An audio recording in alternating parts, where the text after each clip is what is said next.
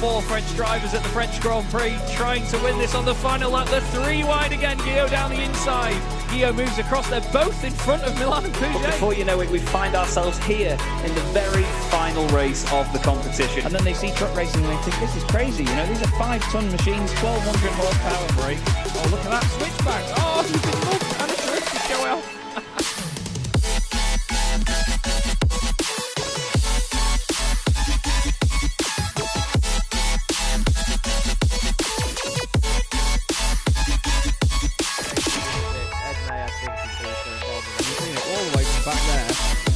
Ben Gregory now, I love it. 10.5 minutes gone. Senna Lanson tries to go for the race lead.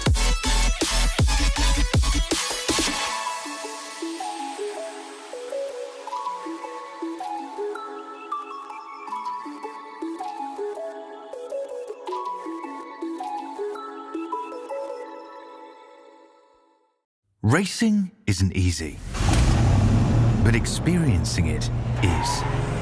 iRacing puts you in the driver's seat with the industry's leading sim racing game. Drive on laser scan replicas of the greatest racing circuits from around the world. Go head to head against other drivers chosen by skill-based matchmaking to ensure competitive racing at every level. Compete across all your favorite series. In officially licensed cars engineered to deliver the most accurate driving experience possible.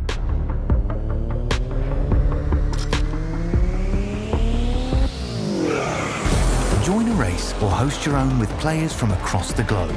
Race against the computer or in a league with friends. Feel the thrill behind the wheel. Visit iRacing.com.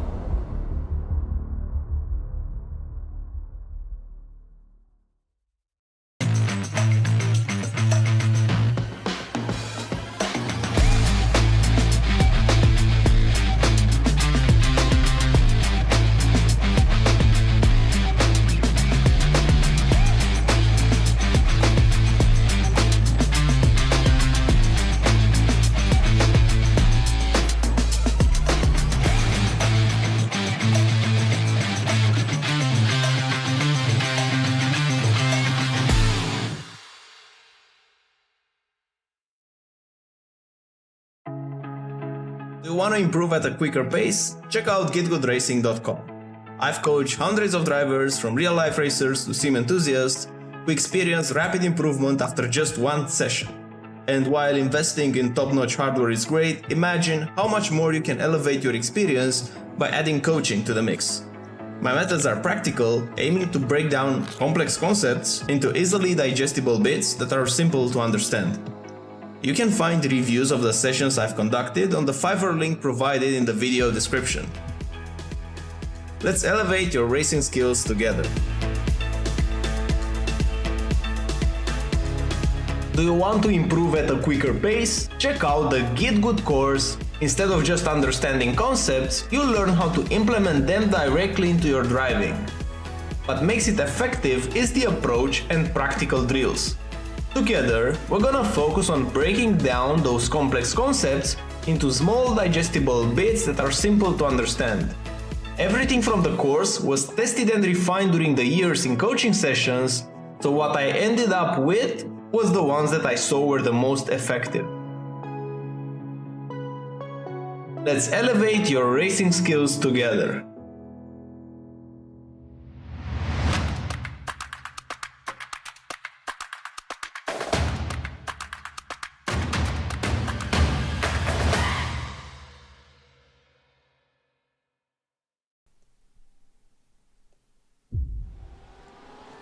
Good evening, everybody. Welcome to Chaz Draycott Media. Welcome to one last ride here at the Evolution Sim Racing GT3 Championship. We're here for the season finale of Season 5, rounds 17 and 18 of this epic campaign. And speaking of epic, what a great location to be racing at as well. Here at Autodromo Internacional do Algarve, of course, Portimao to you and I. Wonderful racing circuit, very, very intricate tracks, so many difficult corners here. Bit of a tilkodrome in its shape, as you can see, a lot of straight lines and then sudden hard braking zones, but it really is one of those few tracks that, despite a sort of modernised shape, really does provide epic racing. We've had epic racing all season though from all of the class of Season 5, and this is how the championship looks at the moment. It's Luke Lucchese top of the pile in the elite class, with Ryan Ottens chasing him down. He's on form at the moment, is Ryan, after a race victory and a second place in the last two events. He's then got Tristan Dinabrega in third position next up. Luke King is a bit out of the picture, unfortunately, in fourth place, and so are the rest of the guys on your screen there. John Breitenbach going well as well, though, in fifth place, ahead of Troy Dolinchek. We haven't had Troy for a couple of race meetings now, unfortunately, and I think commitments elsewhere have meant that his championship charge was put to bed early. Christopher Radloff is 7th, with Joe Glass in 8th, his teammate Matt Hoyland in 9th place, and Paul Cowlishaw rounds out the 10 with Gianni Terhar and Matthias Penteler next up. In the Premier class at the moment, it's Joe Spara, who has pretty much confirmed himself as the champion. He has 712 points to the 581, I should say, of Stephen Donnelly. 130 odd points the difference. Ati Nagel in third position ahead of Marcel Breitenbach. He was on form as of late as well, with a couple of race victories to his name. Hussein Saraka Desler is 5th ahead of Nick Stubb and Matthew Jones. Russell Jakes and Rob Mackay next up, with James Bostock rounding out the 10. James also with a number of second places to his name recently. Robin Aston is 11th, with Bruno Silva the next car behind. In the Evo class, it's this epic fight that we've been seeing between Martin Kenyon and Archie Craven unfolding, and there's only a handful of points between the pair of them at the moment, just 16 points in there. Dennis Collar, on a quadruplet of third place finishes at the moment, is ahead of Gareth Newton, with Danny Weir in 5th place. James Howarth currently lines up in 6th, with Mallow TA next up. He was leading the championship until he decided, well, I think it's forces elsewhere that have meant he's not been able to race, unfortunately. And Graham Matthew is next, with Owen Seward and Francois Brandet, who's actually racing tonight, I'm told. Hope he doesn't give up halfway through. Robin Noel Brown is 11th, with Ashley Brooks in 12th place. As I often say, it's not all about the drivers, though. There are the teams to think about as well, and this is how they line up currently. It's RDSA Esports once again taking the checkered flag and taking the trophies home, ahead of JSD Racing Team, only 50 points clear of Alpha 1 Esports. It's close there, with Suma GP2 actually tied with Glasstech DXT as well for 4th and 5th places. Next up, though, are Barbecue Bread Racing on 11.06, and then look at how close it is with the teams behind. The Suma GP2 Porsche squad, then the DXT Magenta team, Glasstech Racing, DXT Cyan. It is all so close between these guys. Ludcrook Racing in 11th, MRC 496 in 12th, and then you can see the remainder of the teams. Only a few performances from some of those teams as the season has gone on. I love you really, Francois. I'm very sorry. This is how the incident ratings look. So the championship has taken a different perspective on, obviously, the safety of the drivers this season, and it's a case of looking at who has the least incidents in a race, or as an average, basically. Tristan Dinabrega currently top of the pile in the elite class, with Joe Glass and John Breitenbach 2nd and 3rd. You get trophies, or at least prizes, all the way down into 5th, so Luke Lucchese and Luke King are Luke King good for that at the moment. Robin Aston is top of the bunch in the Premier class, ahead of John Ludbrook, Ati Nagel, Matthew Jones and Hussein Saraka Desler. He's actually tied with Russell Jakes at the moment, so it'd be interesting to see how that one gets sorted out. Dennis Collar is the safest driver so far in the Evo class, ahead of Martin Kenyon and Gareth Newton, with Owen Seward and James Howarth the next drivers on the list. As you'll have realised by now, it's just myself, Chaz Draycott, up here in the commentary box for this evening, I'm afraid. There was original plans for us to do the final round of the season, Ed and I, separately, basically, as a sort of as live broadcast. But unfortunately, after changing plans to make sure that I could be here on the night. Ed still can't change his plans any further, unfortunately, so we won't have Ed with us tonight, but he is very, very pleased with how the season's gone, and he's had a whale of a time with it as well, and we hope that you've enjoyed his commentary as well as mine throughout the season. In case you haven't seen the news, Ed and I will not be back for Season 6 of the Championship. The wonderful people at the Championship have had to make the very difficult decision to part ways for next season, just based on other commitments and lack of availability, really. We've still got a fantastic relationship with the guys behind the scenes, but you'll all be viewing this great championship through the wonderful screens of Apex Racing TV as of next season. Apex is where I started my commentary career back in the sim in flipping heck 2017, I think it was, May 2017, and they obviously helped me go to do what I do now and commentate in the real world. But Apex is a fantastic place to be. They're a very, very professional outfit, much more professional than myself, and they will certainly provide you with a wonderful product, and we of course hope that you enjoy their coverage and hope they enjoy broadcasting the series as well. And it's gone nice and quiet. A quick shout out to the championship sponsors, by the way: Kame, Medius, Keenan Eco Energy, GitGud Designs, and GitGud Racing and AB Designs. Thank you to all of you for the support over the season so far. Danny Weir will take the honours as the car that will follow for the start of qualifying. He was the first car to appear in the pit lane according to my timing screen, and I'm looking forward to seeing what Danny can do here. He's made his way up the ranks in the Evo class so far this season. He's been improving and improving. I remember a particularly great night for him at Mugello a little bit earlier on in the season. Well, let's have a little look on board, shall we, at this fantastic Portimao circuit. Very, very difficult track. Coming down to Torre Vip, which is the hairpin at the bottom here. This is the lower of the two hairpins. There's a shorter one just over to the left that you would have seen a moment ago. You go back up over the crest, over the left-hand side here, clip the curb on the inside, stay over to the left because you've got a double right-hander coming up. The first part is a little bit quicker, and then you're hard on the brakes into the tighter right-hander at Samsung. And then over the crest of the hill you go. One of the steepest parts of the circuit, this. It's so, so cool. It's a big old roller coaster, this track. Play with the compression at the bottom of the hill as you flick the car through the left, then up over to the top of the hill. It's blind on the way into the corner that is called Portimao. Bit of understeer there for Danny, runs a little bit wide, but this is not one of his fast laps, so he doesn't need to worry so much right now.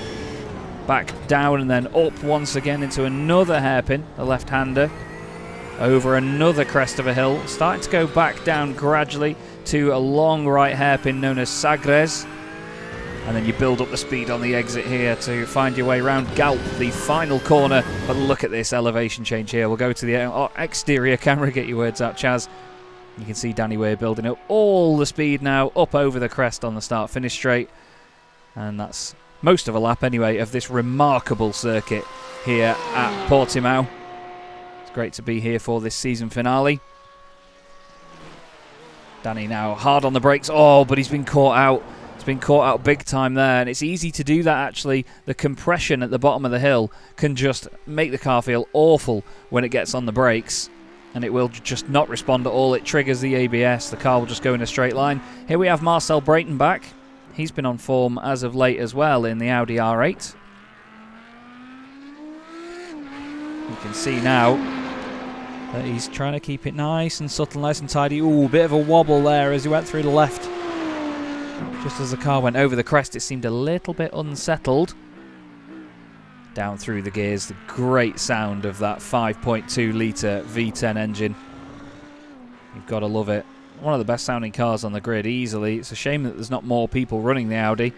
It's Marcel and Archie Craven that run the car. Let's not forget that tonight is not an endurance race. It's 2 sprint races, 2 half-hour sprint races. It's going to be very spicy to see how the championship swings one way then the other. Looking forward to seeing what the drivers make of it. You've got to play the game with this format. There will be a partial reverse grid as well for the second race of the night. Look at Marcel there, flinging the car to the right, then the left. Great to see that there's a trade of fastest sectors here from Martin Kenyon and Archie Craven. They're both in very similar positions on the circuit. Martin, championship leader at the moment in the Evo class. John Brayton back with the first time on the board. We don't need to worry about tyre compounds at this moment.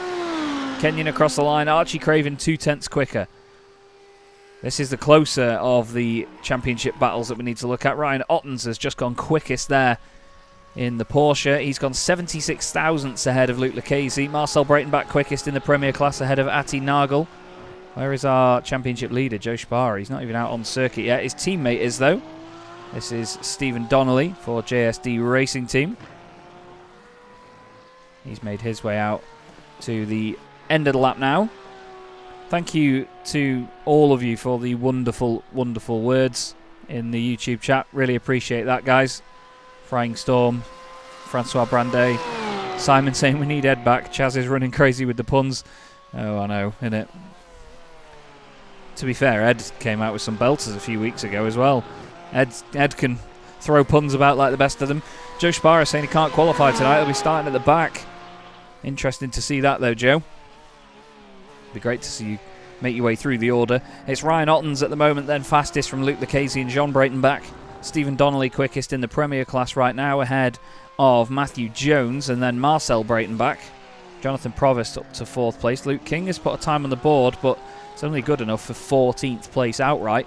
7th in class. Archie Craven quickest in the Evo class ahead of Martin Kenyon, and then look at that. The two of them are 9/10 of a second clear of 3rd place. Jeffrey Darman.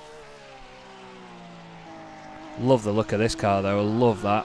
Is it Penguin Designs, it says on the side of it? Great looking race car indeed. A number of drivers not putting times on the board yet. Francois Brandet running a little bit wide there. Different livery for him tonight by the look of it in the DXT Magenta car. He's got a lot of the French tricolour all over it. A little moustache on the front of the car as well. And what's that windscreen banner on the front? I've just realised what that says. Oh, that's I love you guys. That says until next time, Chaz and Ed. I wondered what it said earlier on. I thought it was a different sponsor or something on the front, but it says until next time, Chaz and Ed. Can't quite see it from this angle, unfortunately. That's very touching, guys. Really, really do appreciate that. Thank you. It's an absolute joy to do what we do. And we certainly have loved being a part of this championship.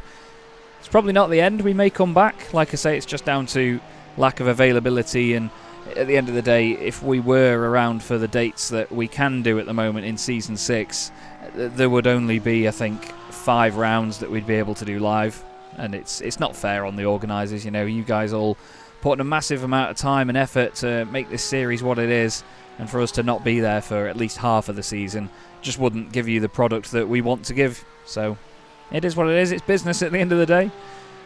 Like I say, though, we've got a great relationship with the guys that run the series, and a lot of the drivers as well. You know, all the drivers and everybody have been very welcoming. It's been lovely. Thanks very much as well, Aspendosia. Really appreciate that. Thank you. Thank you very much indeed. 8 minutes left to qualifying then. Luke Lucchese is now fastest from Ryan Ottens. Joe Glass is 3rd ahead of Jean Breitenbach and Christopher Radloff. Martin Kenyon has actually gone quicker than all of the Premier class drivers. That's how it looks overall. He's ahead of Stephen Donnelly, Matthew Jones and Marcel Breitenbach, even quicker than Tristan Dino Brega. Luke Lucchese's just gone even quicker, a 1:42.305. And look at that from Hoyland. He puts a good time on the board there, goes 6th fastest overall.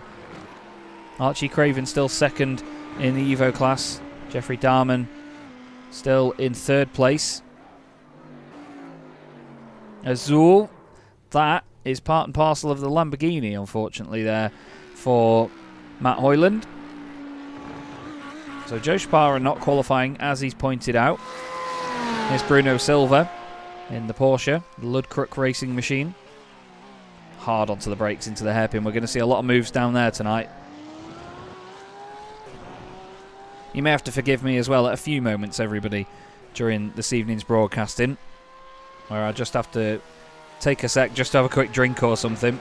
Flying solo for this evening on broadcasting and on commentating duties. Oh, there's a moment for Sean Clark. Loses the back end and just kisses the barrier with the Corvette. But he gets it into reverse and recovers.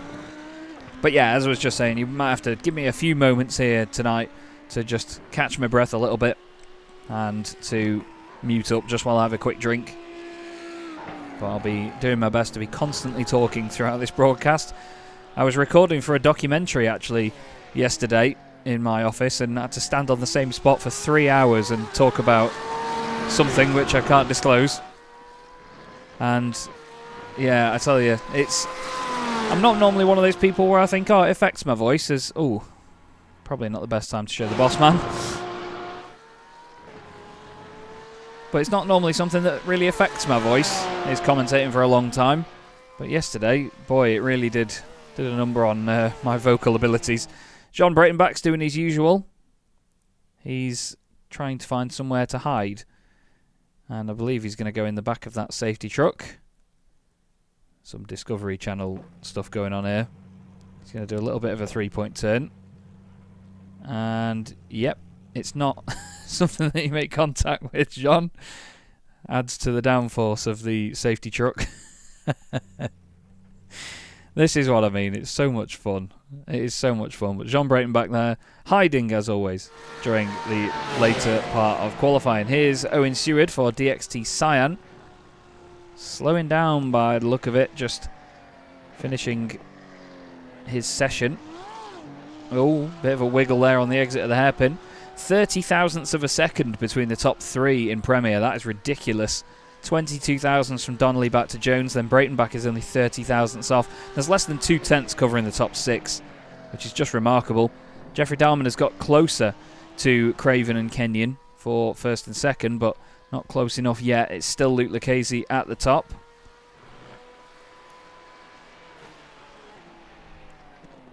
Owen just having a bit of a moment there towards the later stages of the lap. I was just going to say Tristan Dinabrega has not done a representative lap time yet, but there he's put one on the board.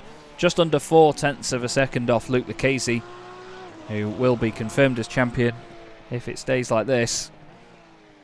The man that can really chase him down, though, of course, in the elite class, is Ryan Ottens. There's 33 points between the two of them. But Luke, as long as he finishes ahead, will be in a great position. Here's James Bostock up over the crest, over to the right-hand side. Almost like he's celebrating with the team along the pit wall. Slows the car down, and that's the end of his session. Here's Sean Clark in the Corvette. Just sounds broken, doesn't it? It does sound like a really cool touring car, though. Let's just listen to the revs of this thing for a sec.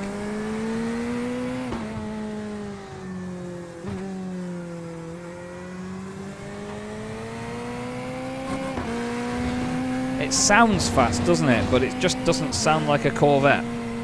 Over the crest there, the right-hander backing out of it slightly to tuck the car in. Using all of the road on the left-hand side to try and smooth it out. And across the line goes Sean. He improved on the first sector of that lap. Nothing else since. Dennis Collar has got 2 green sectors so far. Could he go for pole position here in the Evo class right at the end? He crosses the line. Not quite. Only a couple of tenths of a second off pole and only a couple of hundredths of a second off of the car in front, although he's now on to his final lap of the session. Let's see what Dennis can do. He's going to push like mad. Now he's only got this one attempt left. Down into first gear for the tight right-hander, using all of the engine braking. Up over the crest, it's a blind exit. Very difficult to get right, has a bit of a wiggle. I think he's gotten away with that. Got Sean Breitenbach still hiding behind the... Oh, sorry, I held my breath for a second then. Sean Breitenbach is still hiding. He was actually on his final qualifying lap as well. But he's decided that that's the lap that's used for hiding and entertainment. I'm not sure if Dennis was just braking early there or backing out of the lap. Yeah, he's backed out of the lap, unfortunately. Sean Breitenbach is just there, actually, nearby, in his hiding spot. Owen Seward and Sean Clark have both completed more than 4 laps as well, so their sessions are now over. It's been a shame not to see more of the Corvettes this season. Ashley Brooks was in one earlier on in the campaign. Sean Clark hasn't attended every round of the season, unfortunately. Luke Lucchese has actually still got another lap to do yet, but he's not going to be able to, I don't think. I think he's just putting a car on the circuit for us to have something to look at this point. Like I've said, if he plays his cards right tonight, He's going to be back-to-back champion of the Evolution Sim Racing GT3 Championship. So there's a bit of pressure on him at least for tonight. Needs to keep his wits about him. There'll be a number of drivers that want to try and take the crown away from him.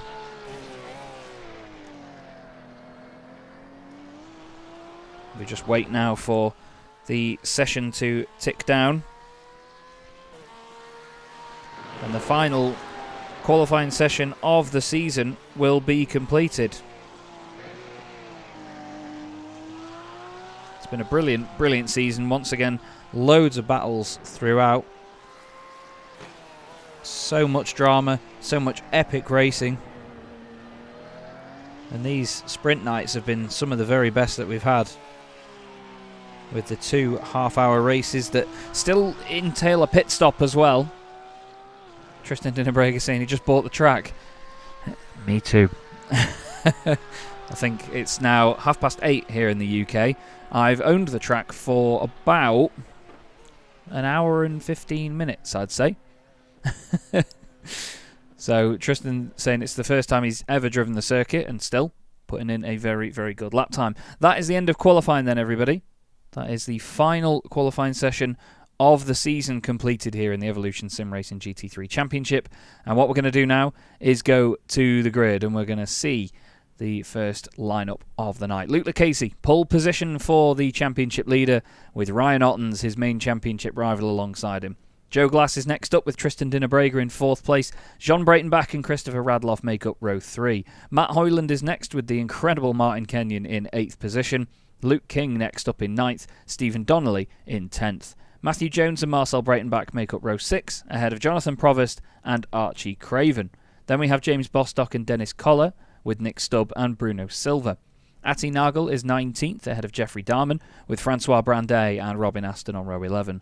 Rob Mackay is next, with Gareth Newton on row 12. Following them is Owen Seward and Sean Clark. Graham Matthew 27th, Danny Weir 28th, and Joe Shapara starting from the back of the grid after not qualifying earlier.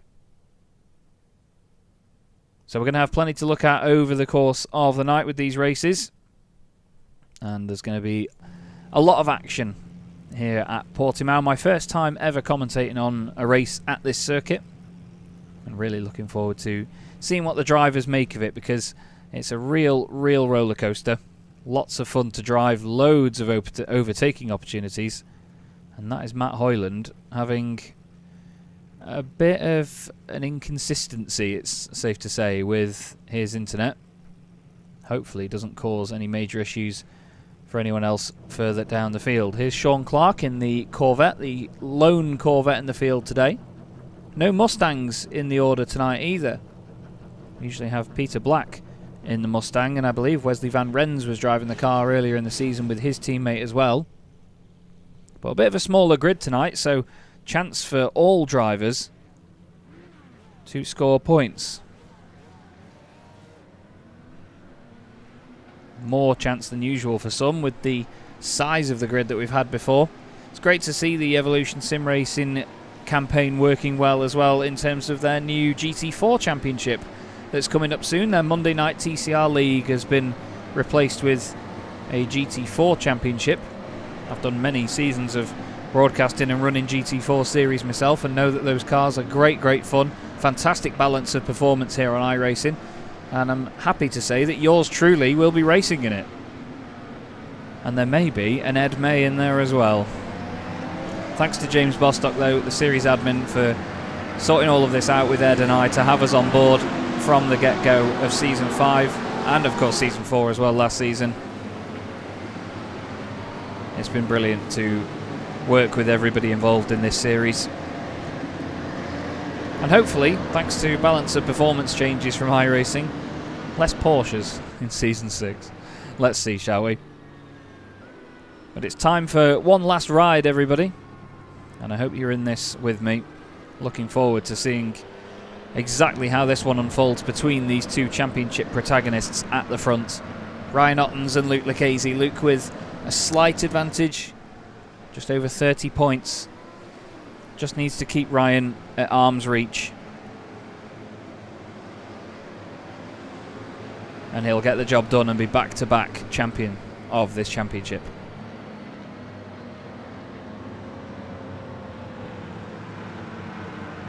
Still a couple of corners left to go then on this opening formation lap, and very fittingly it's a Porsche leading a lot of Porsches. Simon Price asking if I need a crisp themed livery. No mate, unfortunately. I would love to run one, but we have the Spontex CDM Esports contingent turning up for the GT4 Championship. I'm going to show everybody why I'm a commentator and not a driver, as I did in the TCR League. Unfortunately, other commitments got in the way of the TCR racing, so I stopped racing in that halfway through the season, but it looked like a great campaign all the same. But there's pressure on Luke Lucchese now to get this job done. Pressure on Martin Kenyon as well. He's amongst all of the elite drivers here in the Evo class.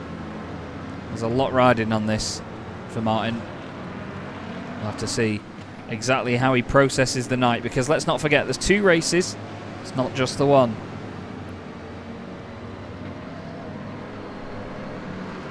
They head round into what will be the final corner now then. They're going to lead their way over the crest of the hill. You can hear the revs building up slightly. All the drivers have pre-selected what gear they're going to start the race in. They now roll up to the speed that they want. It's down to Luke Lucchese when they're going to go. You will see the lights come on the virtual gantry there in the middle of your screen. But everybody is going to bunch up now and prepare themselves for the season finale. It gives me great pleasure to say that round 17 of the Evolution Sim Racing GT3 Championship from Portimao, the incredible Algarve circuit, is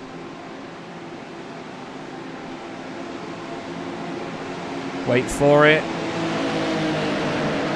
very much underway now, with Luke Lucchese catching Ryan Ottens off guard and getting a great start. Streaks out to the left hand side. Bit of movement there from Tristan Dinabrega to defend from Joe Glass down his inside line. Is everybody behaving themselves through turn 1? Yes, they are. It's a very, very tricky kink. Hard onto the brakes though here into the right-hander. We'll go on board now with James Bostock. There's a lot of position changing. Ooh, bit of a check-up on the inside there. That was Jonathan Provost going slowly. There's been a change at the front of the Evo class, and already Martin Kenyon's off. Kenyon is around. The championship leader in the Evo class is around and sideways. Not sure if he got helped or whether he fell. But Martin Kenyon is around. That's big, big stuff for the championship already. Just a couple of corners in. Archie Craven looked through the middle. There's a little tap this way, then the other, and oh, it's actually Archie that makes contact with him.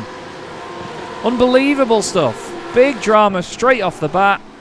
And the 2 championship protagonists come together. Archie gained 5 places off the start. And it seems like there just wasn't enough room down the inside for the Lamborghini. That's going to go down like a cup of cold sick. Well, the race goes on, and it's Marcel Breitenbach leading in the Premier class right now. He's right behind Archie Craven, the aforementioned Archie Craven. How's Joe Sparrow doing, by the way? 4 places gained for him. I'm sure he's got a smile on his face similar to that of the Harry Bear right now. All he needs to do is, again, just keep some of the drivers ahead in class. Well, I was going to say arm's reach, but that's barely a chin stretch, is it that? Really close down the inside there is, oh no, Jonathan Provost has had a spin. And it says Jonathan Provost crashed. I mean, they used to call them JPs, Jet Provosts. The small jet aircraft of the RAF, they did used to crash a lot. Jonathan, not so much, but just an innocent little spin there as he got caught out by the curb. End of lap 1 then, here in round 17. And it's Luke Lucchese from Ryan Ottens, Tristan Dinabrega in the elite class. Marcel Breitenbach leading in the Premier class. And this man, Stephen Donnelly, in second. Matthew Jones trying to put him under pressure in the early stages. Then it's Nick Stubb and James Bostock. Archie Craven, the car just in front. Whoa, sideways over the hill is the car leading the Evo class. He's going to lose a position here to Donnelly for sure. Donnelly down the inside. Little look there from Nick Stubb as well. Oh, we've got Bruno Silva off the road. Bruno's off over the crest of the hill. He recovers quickly though. Great battle in the midfield going on here. Loads of cars all trying to get one over on each other. This is Nick Stubb looking back at series admin James Bostock in the very pretty Suma GP2 Porsche. I really enjoy this Glass Tech Academy livery on Nick Stubb's car as well. shared the car, or at least the livery, with Malo TA, French driver. Leading the championship for a long time as well was Malo.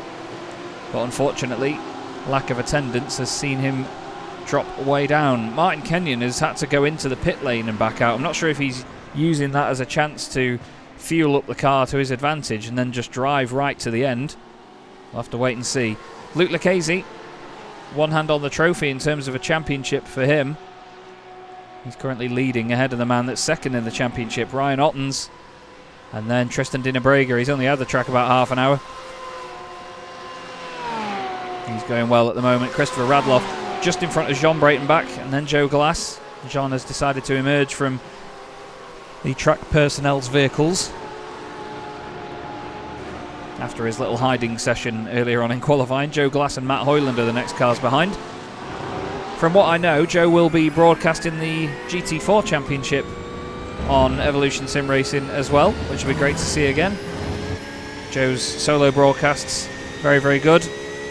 He was doing the TCR series before now. Really good on the brakes there. That's very tidy on the way into that hairpin. Closes right up on John Breitenbach. He's got Matt Hoyland not too far behind him. Only about 0.8 of a second there, and he's under pressure himself from Luke King.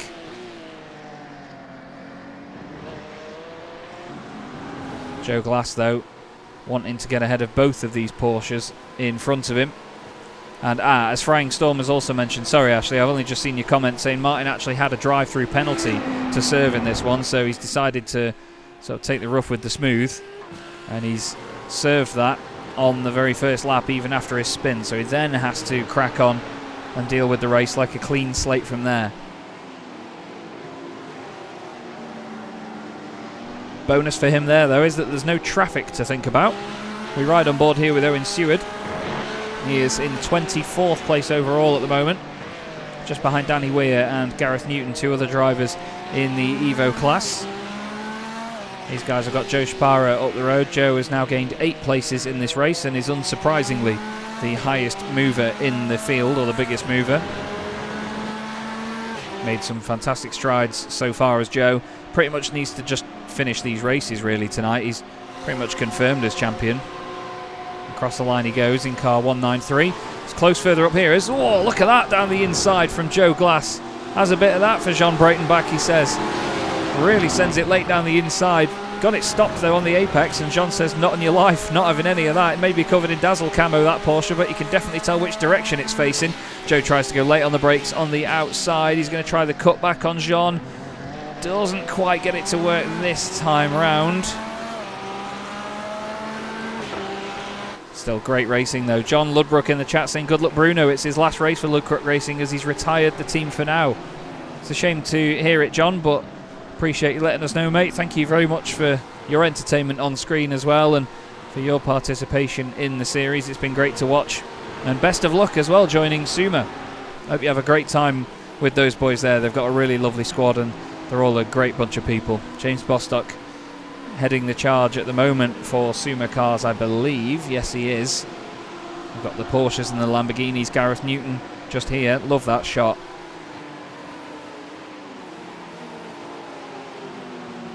He's got Danny Weir for company and Owen Seward that we were looking at just before. But it's Archie Craven still leading the way in the Evo class at present. He's got Stephen Donnelly and Matthew Jones for company. Oh, we were just looking at Gareth Newton and he's gone off. That's the typical Chaz curse, I'm afraid. We look at a car for a little bit and then you look back at it, or change and look at something else, and it's gone. Luke Lucchese still leading in a controlled manner from Ryan Ottens, but there's only 0.9 of a second between the two of them. Ryan really putting him under pressure here, sticking with him, matching his pace, and doing everything he can do at this point. You can see Luke runs a little bit deep into the hairpin, but almost gets a slingshot on the exit though, which does him favours for his speed up and over the hill here. The gap went down to about 0.7 of a second to just over 9 in just that little run alone. This is one of those circuits again though where there are a lot of slingshot segments where there are different lines around a lot of these corners. You can gain an advantage from taking a bit of a later apex or an earlier apex. Look, you can see there, Ryan Otton's all the way over to the right straight away, then lets the car run wide, whereas Luke Lucchese keeps the car out wide to begin with, then tucks it into the second apex of the corner. Tristan Dinabrega is currently holding on to third place, and we've got Christopher Radloff holding just about everyone else behind. Unfortunately, Joe Chaparro's just had an issue and dropped a bunch of places. He's dropped 3 spots here. Flashing his lights. And, just on that curb. We've seen a few cars do that, haven't we? So, clearly, there's no grip whatsoever on that curb. Here's Joe Glass still trying to get past John Breitenbach. And Joe's teammate, Matt Hoyland, has a front row seat for this battle. He gets to watch it from right about here. Down in towards turn 1 they go. Late on the brakes as you dare. Joe gets very close to the back of Jean's Porsche. Is he going to tuck it in on the right-hand side again? We've seen Joe try and go late on the brakes many times. He's found a gap, though. Jean goes deep. Matt gets as close to his teammate as he can. Joe on the power, tries to get a cutback. He's got a lovely run. Is he going to make that work? Is Joe Glass? That'll be fantastic if he makes that one work. Down the inside he goes. They're very close to each other on the brakes.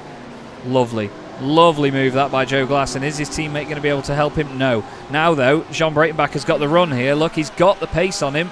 Closes up, goes to the left-hand side. Joe makes him go the long way around, but Jean is holding on. You can still see the Porsche there. Matt Hoyland now suddenly gets in the picture as well. The three of them glued together. A bit of a wobble on the exit from Joe Glass. They're going to try and give each other as little room as possible here. Really force the other into a mistake. Great stuff that by Jean Breitenbach. Really good pressure driving from the pair of them, though. Down the inside again goes Joe Glass. And still the wider run, the speed of that exit for Jean Breitenbach is just enough to keep him alongside. He's hard on the brakes again. Back down the inside. Is Joe a little bit too deep into the corner? I think so. But is the overlap gone? Not quite. He's got his nose back down the inside again. This is great racing between these pair. Lovely, respectful stuff. This is exactly what we come to expect from this championship. Now Jean is really wide through there. He turns in a little bit. There's a little bit of contact. I think he didn't expect the car to hook up quite as well as it did. They remain side by side down the start-finish straight. Can Matt Hoyland suddenly become the spoiler in the pack here for either of these guys? Moves over to the right. Don't make it 3 wide, Matt, for goodness sake. He's going to wait and see what these boys do on the brake. Joe Glass has now got the inside line, and almost an entire lap later, he has got the move done. Will Jean try and retaliate? He's close to him on the brakes. Matt Hoyland now finds a gap down the inside, and now he's alongside the Porsche, but not for long, as it hooks up on the exit. Archie Craven and James Bostock both in the pit lane, by the way, while all this is going on. Fantastic scrapping, though, here in the elite class in the penultimate race of the season. And down the inside goes Hoyland. Don't hit your teammate, Matt. No. Oh, dearie me. Hoyland is just... he's giving him the Hoyland headbutt. Absolutely clatters into the back of Joe Glass. Very lucky not to take Joe out, actually. He was lucky that the sort of updated iRacing physics mean that the car behind is the one that always spins. Very wrongly in my eyes. Rob Mackay down the inside there of Jonathan Provost, I believe that is. Joe Chaparro in that fight as well. 3 of the Premier class drivers. That was epic until that point, wasn't it? Absolutely epic that was. Now Joe, after his little spin earlier, has got to just keep his head on a bit now. He doesn't really have to do anything tonight to take the championship. It's pretty much confirmed for him. He just needs to keep his head in the game after that spin earlier, not drive with a bit of red mist and overdo it again.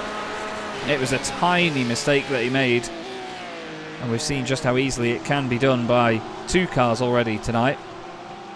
And there is Matt Hoyland going slowly. Does he have some form of issue other than the fact that he's just headbutted his teammate? Not quite sure. Dennis Collar leads the Evo class, but that's me, says pit lane, and he pulls over to the right-hand side. It's a high-speed pit lane entrance. You really got to slow it down. Then we've got Francois Brandet coming in. That means Jeffrey Darman is going to take the class lead. He goes by. Archie Craven is, well, a good 33 seconds ahead of Martin Kenyon.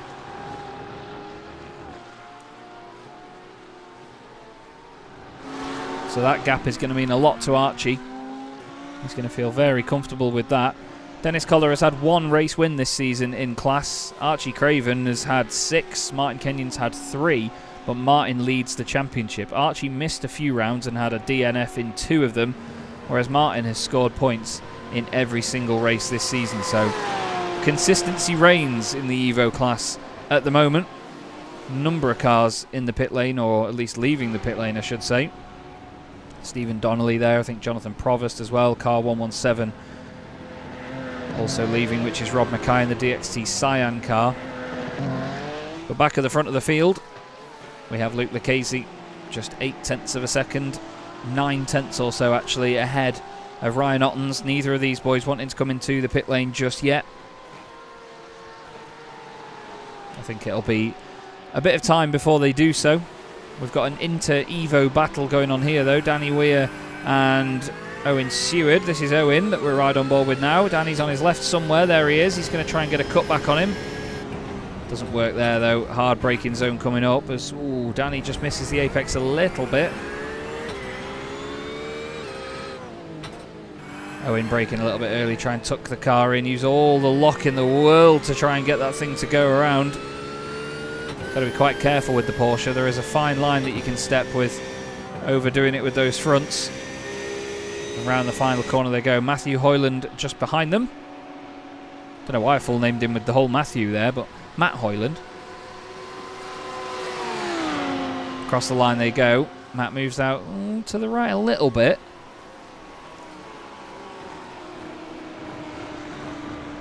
I think he just wanted to make his intentions clear there, to say, look, I do want to come through, and there it is, down the inside. Great stuff by Owen, good awareness, lets him through. So this is Joe Glass. He's got Jean Breitenbach still behind him as, Sean Clark is off. Sean Clark has ploughed the Corvette into a barrier. Doesn't look like the car's that damaged actually. I think he's just had a bit of a moment out of the first couple of corners. Back to Joe Glass though, with the dazzle camo of Jean Breitenbach behind him. Love the barbecue bread racing liveries. They've been very entertaining to look at. Really suits the Audi in particular, I'd say, with all of the angles and sharp bits on it. But Jean all over the back of his fellow Porsche driver right now, wanting to unsettle Joe Glass. Race leader is into the pit lane, so too is Ryan Ottens. What about third placed Tristan Dinabrega? He is in as well. And it's going to be the same for Radloff. I think it's going to be the same for everybody by the look of it. Yes, it is. Or is no, Luke King is the one that's carrying on. Luke goes straight through. We'll put another lap on the board before he comes into pit.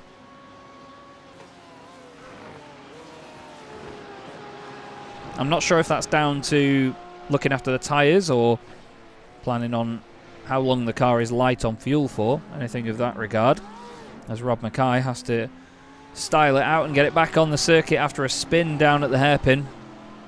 Easily done down there though.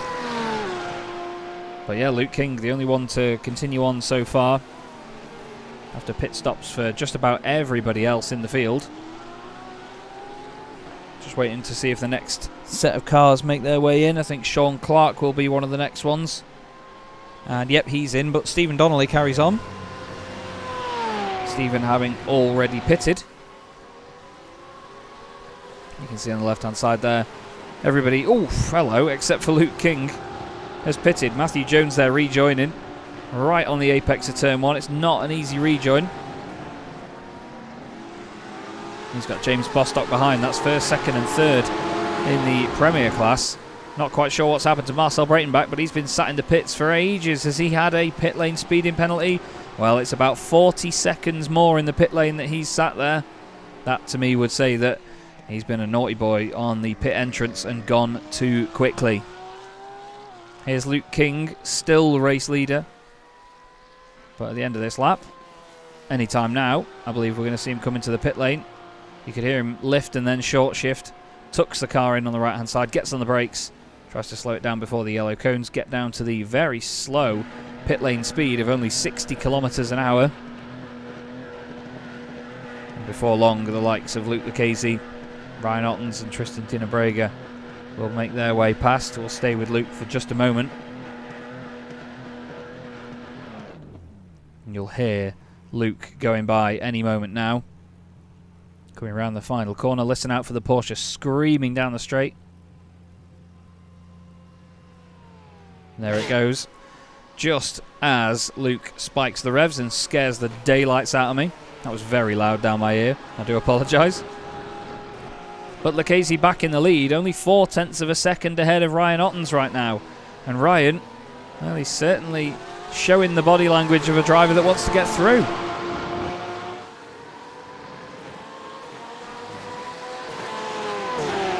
Down towards the hairpin they go then. 0.3 of a second between them now as Ryan continues to use that little bit of slipstream that he's got to hold them together. They both have a bit of a wobble on the exit. Going to go back further down the order just for a second and look at this, because Joe Sparrow has gained 10 places now after the pit stops. He's ahead of Jonathan Provost and Bruno Silva, both of which have had individual moments or spins as this race has gone on.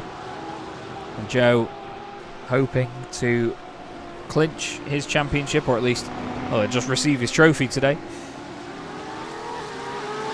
It's been a great campaign for Joe. So much consistency, so many race wins. As whoa, look at Jonathan there, throwing the Porsche around. Holding on to the car from sliding over the top of the hill as Bruno got very close to the back of him there. Again, very different lines through that corner. Jonathan took a really late apex, but then had the run on the exit of the corner, while Joe was right on the apex to begin with, and then had to be a bit more hesitant getting on the power. Really close battle this, actually. It's very, very good. It's like a reverse Newton's cradle, though, with Jonathan Provost, rather than the two balls that are on either side of it sort of bouncing away and coming back. It's the one in the middle that's doing all of the movement here, sort of pinballing between the two cars he's got in front and behind him. Got a quick check-in as well further up the order, because James Bostock is all over the back of Matthew Jones for second place in the Premier class. As they head over the start-finish line, James Bostock is going to have the run here down in towards turn one. Is he going to be late on the brakes enough to get it done? Looks down the inside, tries not to hit the curb. Great respect between the two, giving plenty of space. Oh, James runs a little bit wider than he would have wanted. Nearly a bit of contact in the hairpin. I think there was a tiny bit of a shove there, but James Bostock is through and up into second place. He's got a number of second places to his name recently in the class.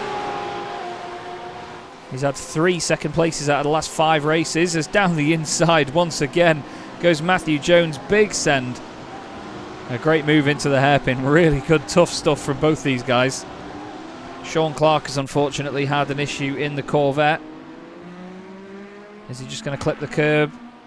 Is it on the downshift? Yeah, just on the downshift the car gets away from him. It's a horrible feeling that, when the car doesn't give you the confidence that you really want from it. And that'll knock his confidence for a lap or two to come, I think, when it comes to those sorts of corners. Only 9 minutes left of this race to go, and Luke Lucchese is not out of the woods yet. Ryan Ottens is still there with him, 0.6 of a second behind. Danny Weir, I'm afraid, has had a problem. The DXT Magenta Porsche has come to strife somewhere. But Luke Lucchese looking to put one hand on the trophy for his championship. He comes into this race with a 33-point lead. Ryan Ottens has had a streak of 5 podiums recently, whereas Lucchese finished 9th in round 15 after the contact with his teammate at Road America. That really shook the order up a bit, didn't it?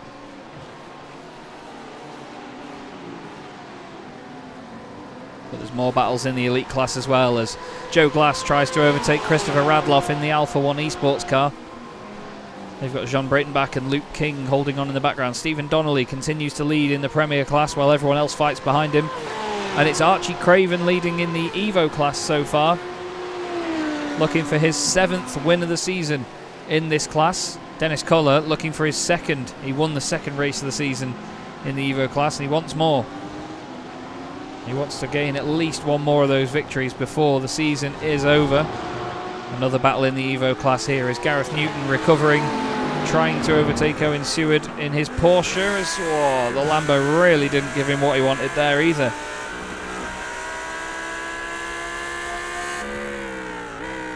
Down through the gears. What a fantastic sounding car the Lamborghini is. it sounds faster than the other cars, doesn't it?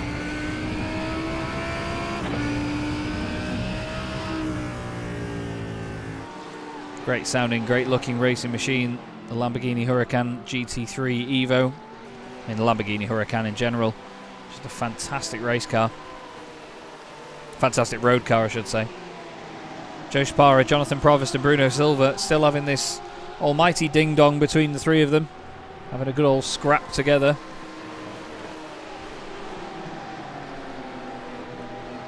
But it's Joe Sparrow 7th at the moment after gaining 10 places in the overall standings. Has done a lovely job to get to where he is now. Bruno Silva looks down the inside of Provost. Oh, they're close to each other there as they come through towards the final couple of corners. Over the crest, back down through the compression, and then into the slipstream goes Bruno Silva. How quickly will he gain on Jonathan Provost? Joe Glass has overtaken Christopher Radloff, by the way. There's been a change further up. Joe's had the move, made the move. Let's have a quick look at it before it changes back, because I doubt it will stay like this for long. These guys are really making moves. That's great stuff from Joe. Nice and smooth on the brakes, down the inside. Gets a great exit, and Radloff has to back out of it. But it's still going on, because Radloff has now got pressure from John Brayton back behind him as Joe runs wide. Radloff finds the gap. Side by side down the hill. They're going left next, though. It's not going to work for Radloff around there. What about the next part of the circuit? John Brayton back down the inside. He says, all right, then I'll fancy a piece of this as well, shall I? He remains side by side with the both of them. Tries to get a cut back on him.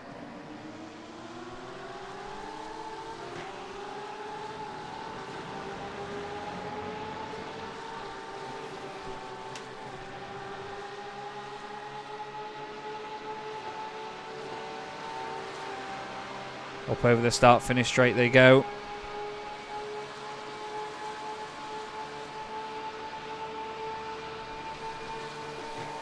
And look at just how evenly they had to sort of wait for each other on the brakes there. They had to be very, very careful.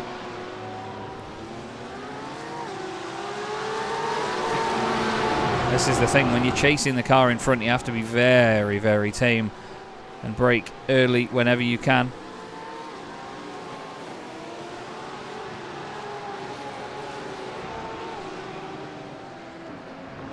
But Luke Lucchese, I'm just looking at the lap times, 0.2 of a second slower than Ryan Otton's on that previous lap, but both of them half a second quicker than Tristan Dinabrega. Tristan has the benefit of the doubt, of course, that he only bought the circuit about, well, I don't know how long before the race, but not that long at all.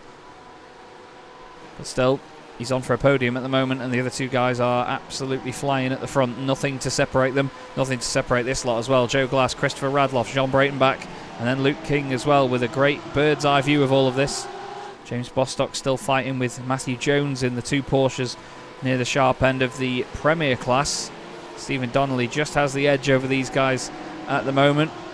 Francois Brandet and Jeffrey Darman are fighting over the final podium spot as well in their class. This is Jeffrey the privateer. Francois Brandet is the next car ahead in the DXT Magenta Porsche.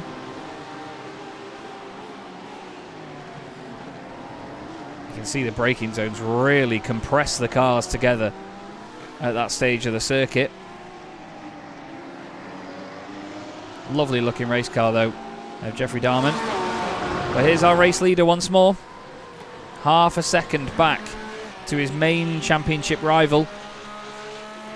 If he can keep him at bay in this race, it's almost a done deal for Luke Lucchese. Just needs to survive the second race. He's had many a race too on these sprint race nights that haven't gone his way, so I'm sure he will be praying that whatever second race throws at him tonight is very tame and very easy to deal with.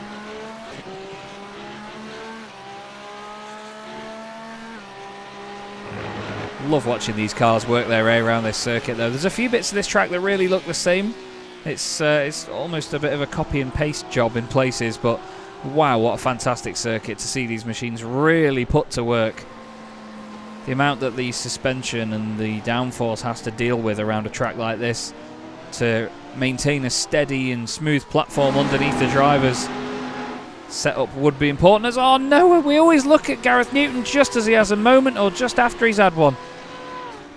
Gareth loses the back end of the Lamborghini over the crest of the hill, pops it back on the circuit and gets going again. But that's how easily it is done over the crest of that hill.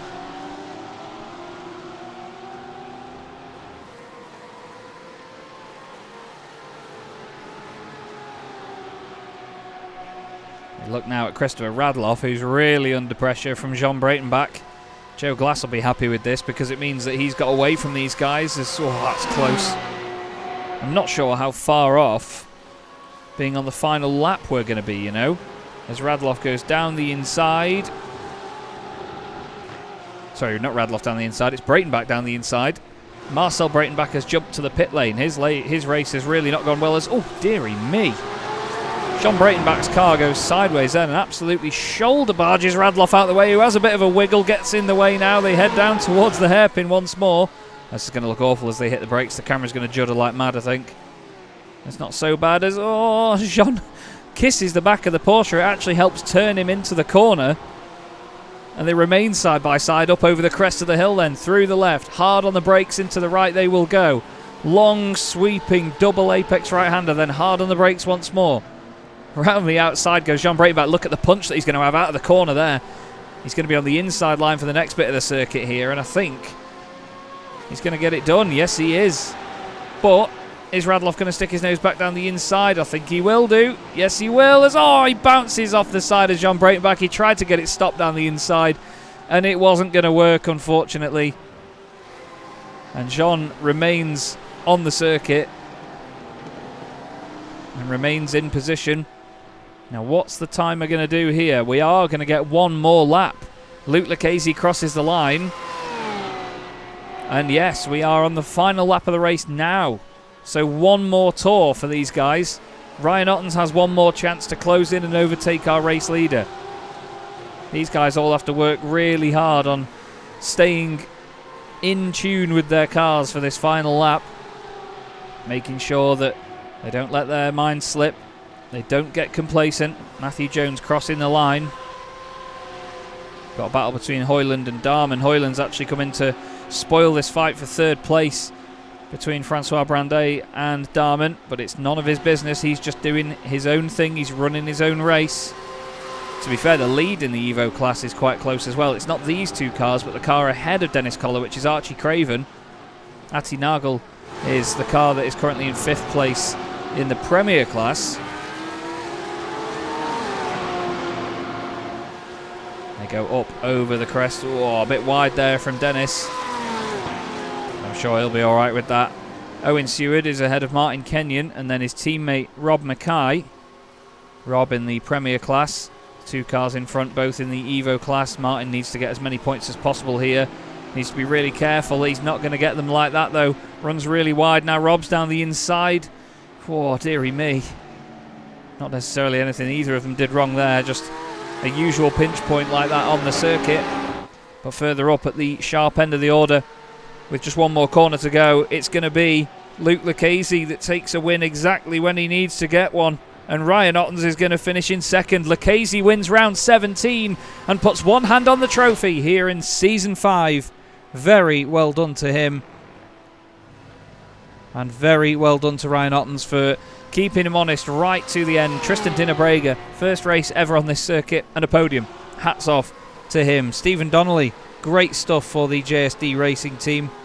He takes the class victory as he rounds the final corner, and then Jones is just going to finish ahead of James Bostock. But what a great fight they had. That was really entertaining, wasn't it? You love to see it. There's been an issue for Robin Aston in the Porsche. He's had a drama right at the end as Archie Craven takes a very important victory in the Evo class. Dennis Collar in second position, another great result for him, not far back at all. And Francois Brandet has taken third. He completes the podium on his return to the series. The Frenchman doing a lovely, lovely job. But it's Stephen Donnelly who takes that Premier Class victory, and that one will mean a lot to him. Bostock on the podium again, continuing some fine form in these last few races. Dennis Collar the same as well. He had a bit better qualifying this time round. Martin Kenyon ends up 6th in class. And after taking a drive-through penalty and having a spin, that is not a bad effort at all. Joe Glass just doing some donuts here in the gravel in his Porsche. Decides to call it a day there. Sean Clark, I believe the final car to cross the line. And yes, will give us the results of race 1, round 17 of the Evolution Sim Racing GT3 Championship. Excuse me, just while the session ticks over. Luke Lucchese takes the win then with Ryan Ottens in 2nd place. Tristan Dinnebrega in 3rd completes the podium. Joe Glass was 4th ahead of Jean Breitenbach. Luke King and Christopher Radloff were next up. Stephen Donnelly wins in the Premier class ahead of Matthew Jones and James Bostock, followed by Nick Stubb and then Archie Craven, who takes a well-earned win in the Evo category. Dennis Collar was 13th ahead of Atti Nagel, with Matt Hoyland recovering to 15th. Francois Brandet completes the Evo class podium ahead of Jeffrey Darman and Bruno Silva. Jonathan Provost was 19th ahead of Owen Seward, who, to be fair, had a very close finish, it seems, with Martin Kenyon and Rob Mackay, all three of them finishing within a second. Robin Aston 23rd, with Graham Matthew and Gareth Newton next up. Sean Clark 26th, Joe Spara 27th, and 28th was Marcel Breitenbach. Danny Weir was 3 laps down in the end. It's all very, very quiet now, I can tell you. Pit lane only has a couple of cars in it, and will do for just a minute. But if you'll bear with me, everybody, I'm just going to take a very quick break here on Chaz Draycott Media, and I will be right back with you.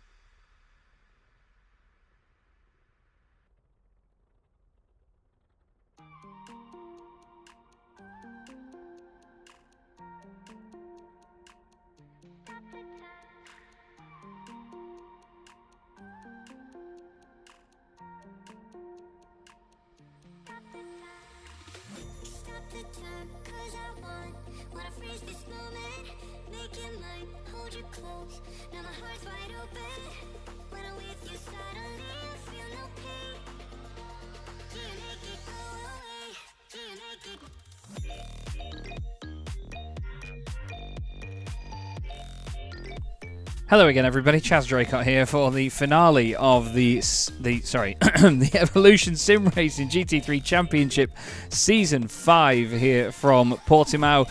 And as you can see, it's been a very, very quiet session so far in terms of warm-up. It's not very long a session at all, so there's only a few minutes for the drivers to basically just have a quick break, nip to the loo if they need to, top up on any drinks, hydrate, whatever, and get prepped for the final race of the evening and final race of the championship. As you can see, it's not boiling hot here at Portimao.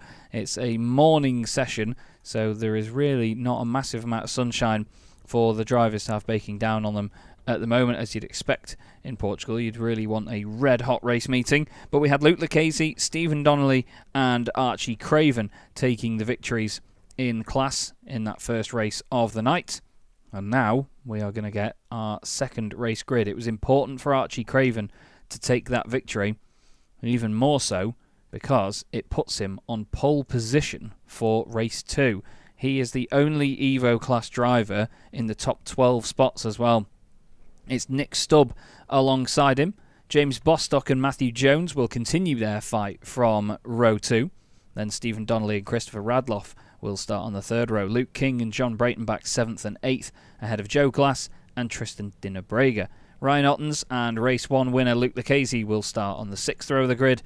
And then the field is as they were at the end of race 1. Dennis Koller in 13th, Atti Nagel 14th, Matt Hoyland and Francois Brandet on row 8, Jeffrey Darman and Bruno Silva together on the 9th row, Jonathan Jet Provost in 19th and Owen Seward in 20th.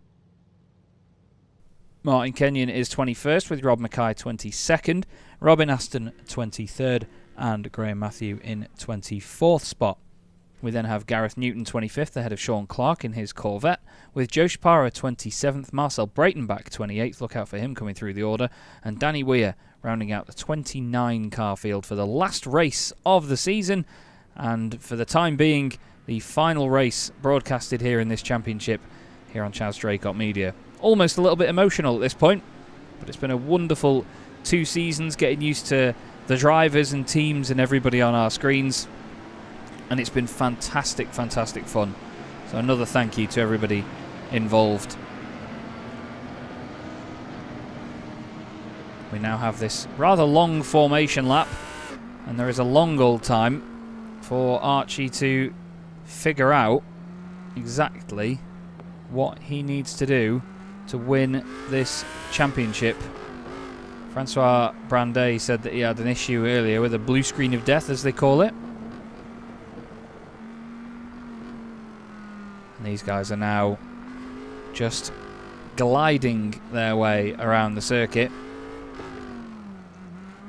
I'm unsure on the exact points here, so I'm just going to quickly grab what the points will now be between Archie and Martin, because after that race, just checking in their in-class position, Archie would have scored 50 points. Martin, finishing in 6th, would have scored 30 points. So Archie's only gained 20 on him in that one, which actually means that Archie leads the championship by 4. So as long as he finishes ahead of Martin here, and there is no change for the... I'm just checking, actually, bear with me. Yes, I didn't know if the race points were different from race 1 to race 2. But so long as there's no stewards' inquiries that change the result afterwards, that's going to be that with them. So 50 points, the maximum that you can score in class, which does mean that with the points that he's gained, 38 points between Luke Lucchese and Ryan Ottens right now. Joe Shapara very much the champion. Archie Craven 4 points in front.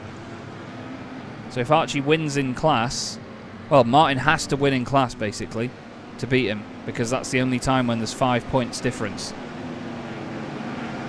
So I'll keep my eye on that. Sorry, I had to do the maths live then. I've not got Ed to bounce off here and hand over to him while I figure out the point situation. We also need to look at Luke Lucchese and Ryan Ottens for the Elite Class Championship as well. As long as Luke finishes... as long as Luke finishes, really. 32 points is all that can be gained. Actually, yeah, the lowest he can score is 24 if he finishes. And Ryan Ottens will not be able to beat him.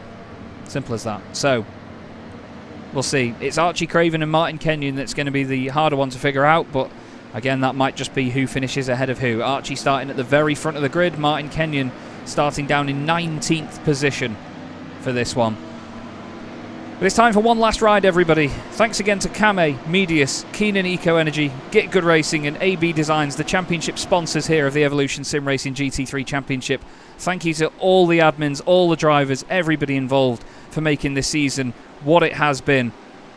And with one last race on the horizon, I'm happy to say that round 18 of the championship is underway now, and Archie Craven leads us down towards turn 1.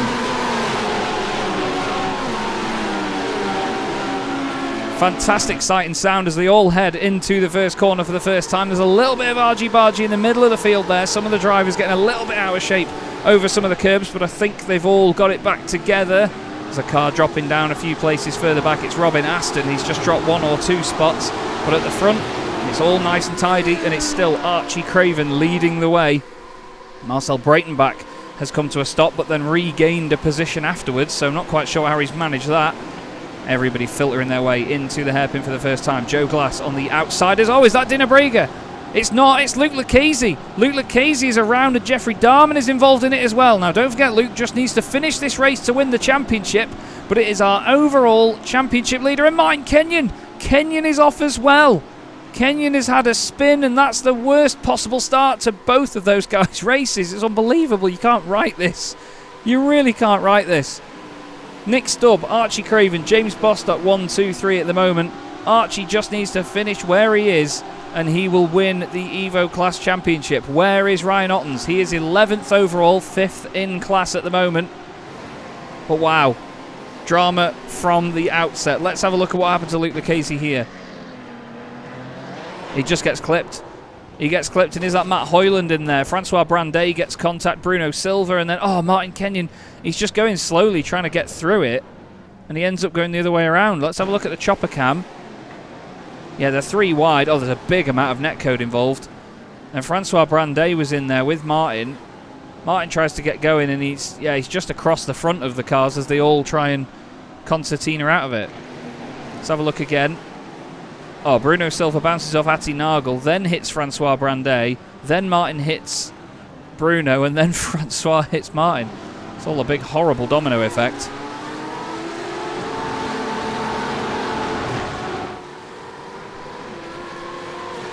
Goodness me.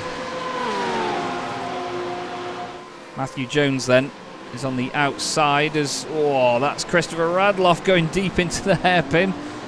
Nearly clips the back of the car in front, which was James Bostock. Luke Lucchese in the pit lane. I think getting his pit stop done early. Yes, he is. Marcel Breitenbach is also in the pits, ready to get going. Martin Kenyon also moving down the pit lane as well right now. 3 guys that we've seen at the sharp end of all of their classes all season, having a bit of a torrid start to their race now. Nick Stubb is the driver that leads the race outright, and of course in the Premier class, as you can see on the left-hand side. James Bostock second in class there, Matthew Jones third. It's Christopher Radloff leading the elite class, ahead of Jean Breitenbach and Tristan Dinenbrega, but they're classified as the 3rd class in the field at the moment, is the elite category, just simply because of their leader in their class being lower than the others in the overall order. We'll show you on the left-hand side. Stubb, Craven, Bostock, Radloff, Jones, top 5 overall. There's a big old check up there. What on earth was that about? Francois Brandet going very slowly on the apex of the left-hander. Not sure if he's got damage or something, but Bruno Silva was the car behind. Now, there was a little bit of contact earlier on, obviously in that first incident, so hopefully nothing as a result of that or a retaliation. Danny Weir in there as well, right behind Bruno Silva. Ryan Ottens into the pits. He knows that Luke Lucchese has pitted early, so this is almost like a response from him. Or is it? We've seen Ryan do this a few times actually. God, that sounds good, doesn't it? It's not the best thing in the world when it gets going again, though, because it's very anticlimactic the way that the revs drop. Ryan Ottens and Luke Lucchese will be close together on the circuit when Ryan emerges from the pit lane, actually. Although Luke did have his spin, so no, Luke's not even on to the start-finish straight yet. And Ryan is already out of the pit lane. Here's John Breitenbach, Stephen Donnelly behind him. Donnelly 4th in class in the Premier category at the moment. So as the championships stand, Ryan Ottens will not beat Luke Lucchese while they are 7th and 8th. He needs to basically win the class with Luke not finishing to gain enough points on him.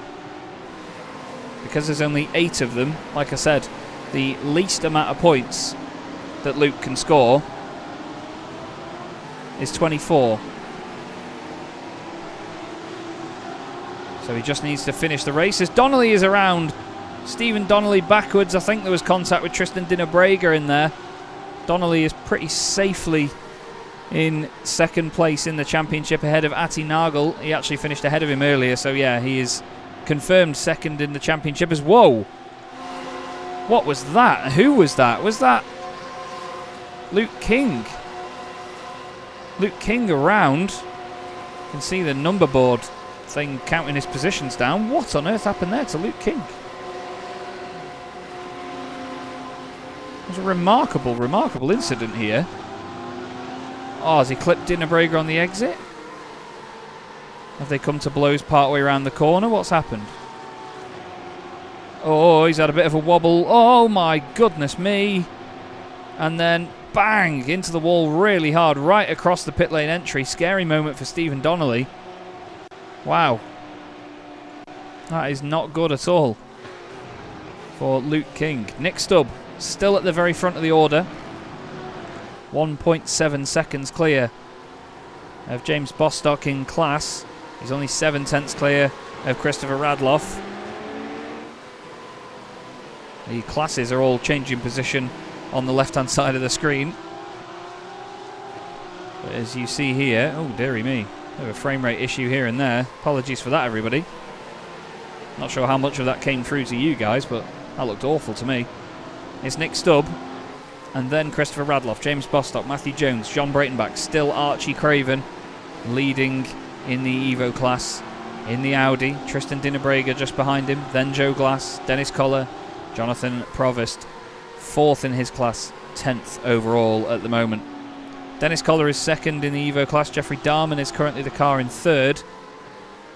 Martin Kenyon is still circulating, but he's not in a position right now to win the championship. That earlier result has cost him. Oh, Sean Clark has come to strife and had a spin in the Corvette. Gets going once again. Doesn't seem like the Corvette is the most stable platform of a race car, unfortunately. I imagine it's got its strengths, but it seems like there's more weaknesses than strengths in the Corvette.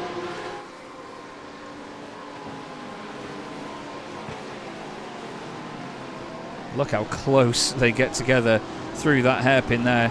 Remarkably close together. As Sean Clark and Bruno Silva have now both had issues. Bruno Silva is the car that has come to strife. Has got going again. Let's have a look here. What's gone on?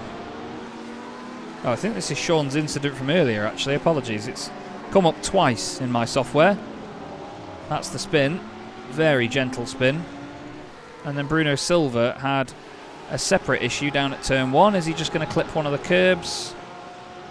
Is it just on the downshift, or is he going to get a little bit of help? Oh, well, I say a little bit of help there from Danny Weir.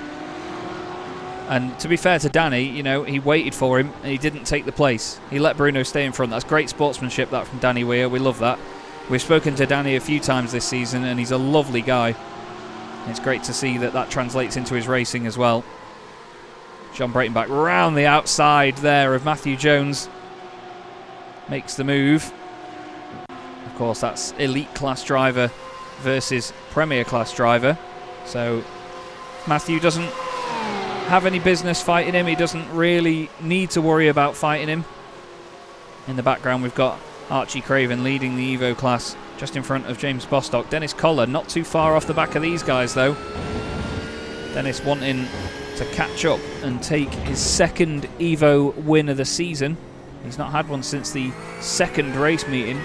Long time ago now.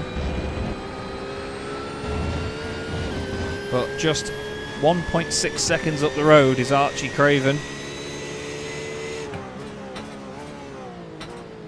All the way down through the gears there into first for that hairpin. Feels like you're off the power for an absolute decade around there. It's horrible. And back on the power and back up over the crest of the hill.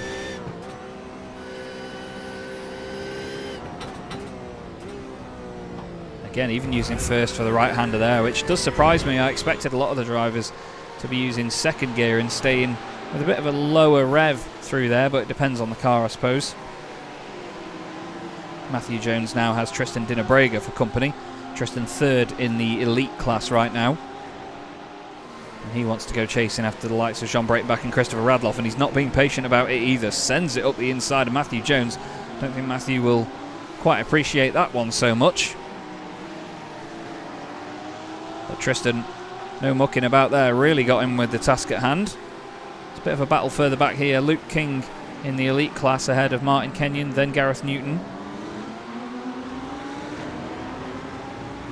This is 26th, 27th and 28th. The last three cars running actually at the moment. 8th, 9th and 10th respectively in their own classes as well. Nick Stubb is the leader at this present moment over Christopher Radloff. Radloff in the lead of the elite class at least. Just sat behind Nick so far. Nick doing everything right at this present moment for Glass Tech Academy.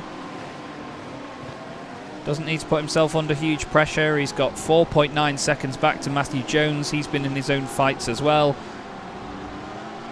He's got a few Premier class drivers.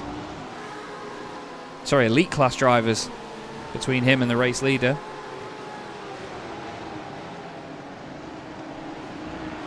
Archie Craven is the one that's really under pressure now. Dennis Collar is the car directly behind him. And there's only 0.8 of a second between the two. Dennis is closing. Last lap times, actually they were almost identical. Archie was about 100th of a second quicker. Oh, as Dennis pushes it a bit too wide through the right there. Has to be careful with moments like that. It only takes a tiny bit to really unsettle the car and overdo it on the way in. You can see in the mirror, actually, if you look at the top of the screen, a very bright day glow yellow Porsche. Typically when I say that it goes out of shot. You can see Atti Nagel in the background. Different class to Dennis in the championship, so nothing really for Dennis to worry about. Just listen to this here. Listen to this noise, it's gorgeous.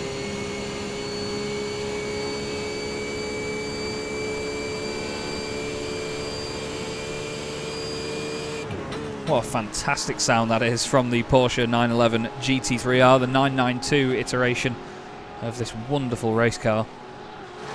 Continues to be a joy to look at and a joy to listen to every single time Porsche make a new one.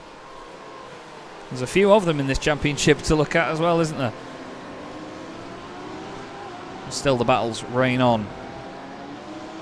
The biggest battle is actually further down the order. Marcel Breitenbach's Audi only just in front of Francois Brandet, Martin Kenyon and Gareth Newton.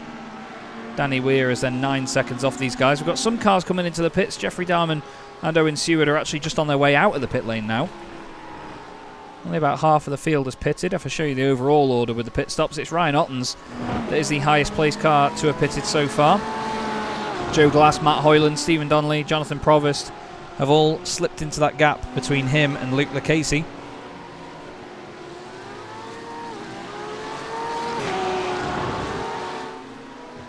Stephen Donnelly, after taking the win earlier in the Premier class, he's got to keep his fingers crossed here for a better result this time round.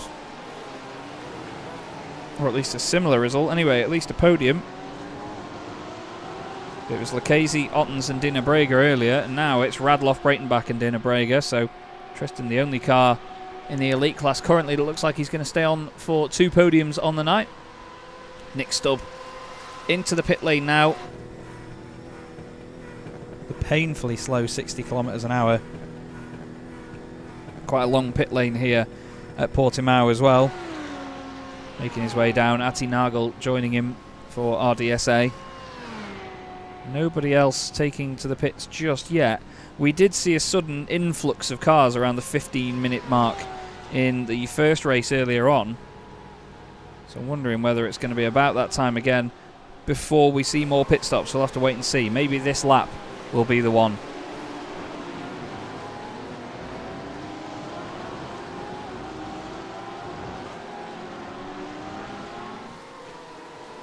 John Breitenbach making his way back down the hill.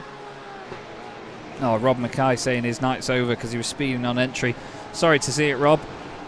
And of course, sorry to see that this season finale doesn't quite have the pizzazz of last season's season finale. But it's been great to broadcast your efforts once again.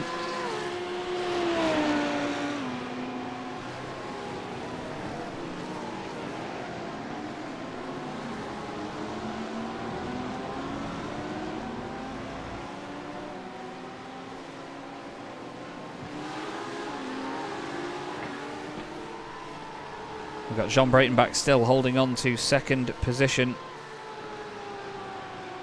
outright.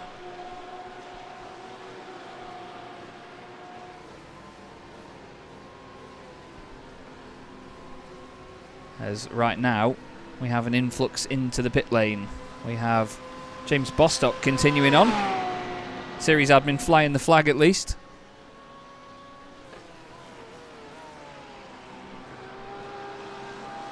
As I believe Bruno Silva will be the next car to round the final corner, and then Sean Clark will be the final car to complete this lap, and then that means that James Bostock will be the last car to pit.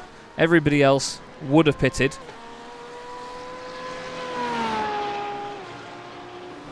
And James is, like I say, just flying the flag. The admin's got to lead a lap or two, hasn't he? We'll go on board with him, we'll give him the airtime. He's been great to us here at Chaz Draycott Media. He's been wonderful to Ed and I, keeping us updated the whole time. It's been lovely to see, lovely to work with. We'll ride on board with him for the remainder of this lap. Let's just hope, everybody, that he doesn't spin it, shall we? Because that would make him look very silly, and I know he'd hate that. Still, he's not had a bad season, actually, is James. Like I said earlier, he's on a bit of a run of results at the moment in class. He's got 3 second places out of the last 5 races. He's just heading towards the later stage of the lap now, really tucking the car in on the right-hand side there.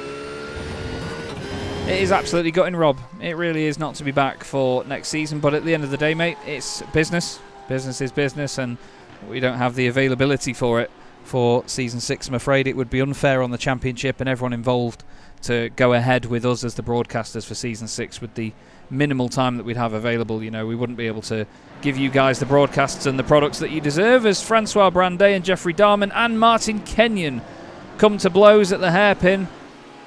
Martin's already miserable night, involved in another incident, just gets worse.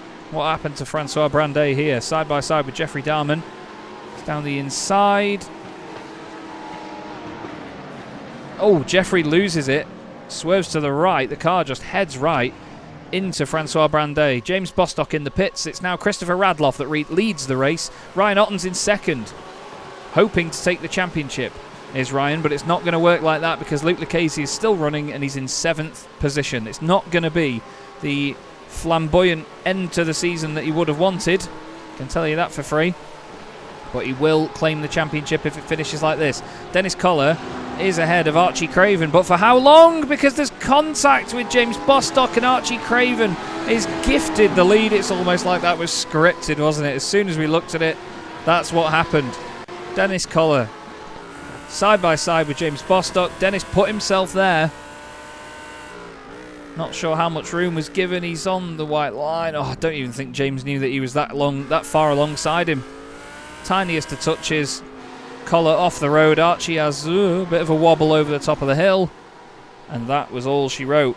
Craven back into the race lead in his class. And right now we have Radloff and Ottens. Is there going to be a bit of teamwork here to give Ottens as many championship points as possible? Is Radloff going to let his teammate through? Or do they know that as long as Lucchese finishes, that's it?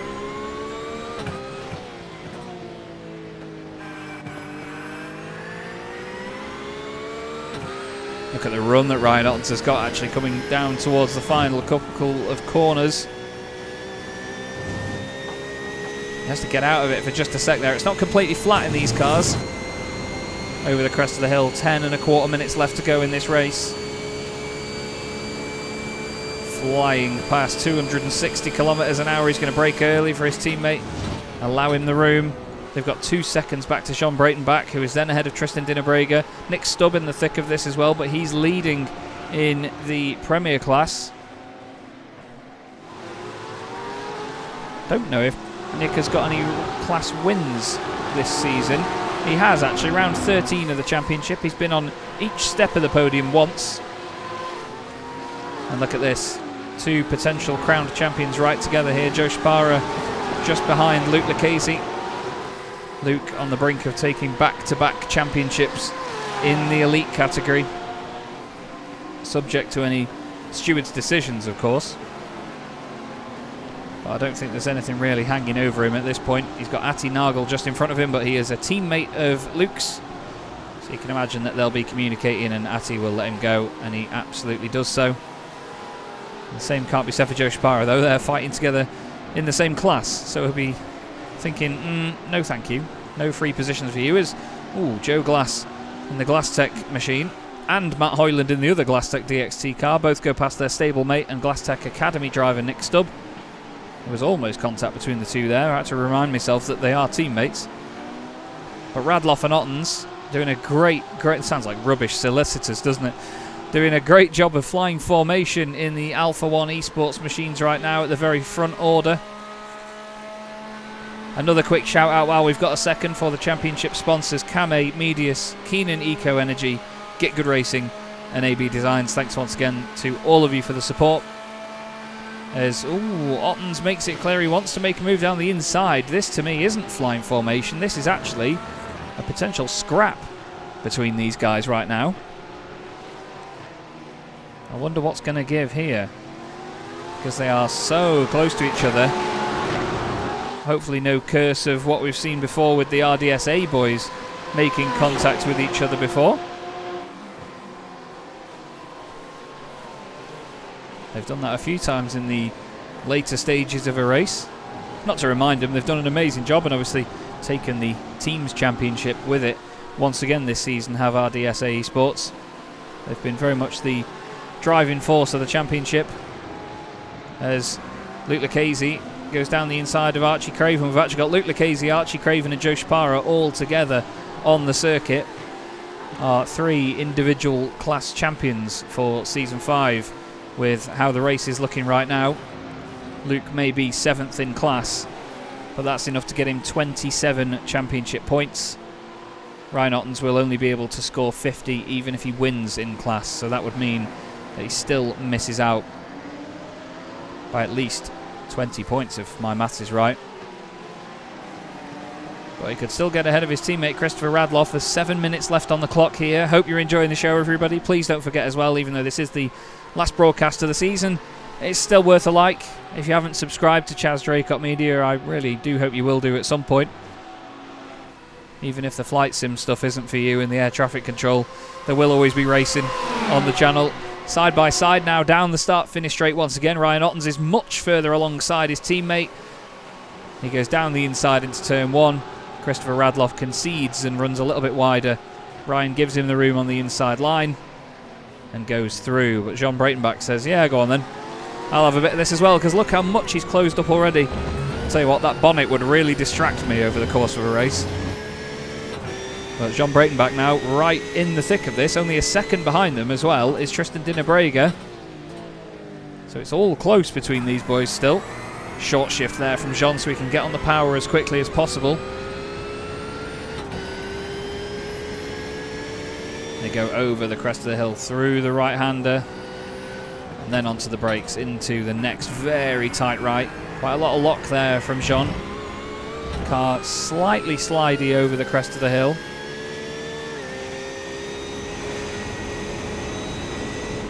And then onto the brakes. Over the crest. Again, look at the different lines that all the drivers take through there. They work on the deceleration of the car at so many different points, and the turn-in point of the corner as well is also different. 5.5 minutes left to go here in round 18 of the Evolution Sim Racing GT3 Championship. This is great entertainment so far, as it always has been. So many battles, so much going on all over the circuit. It's great to see it.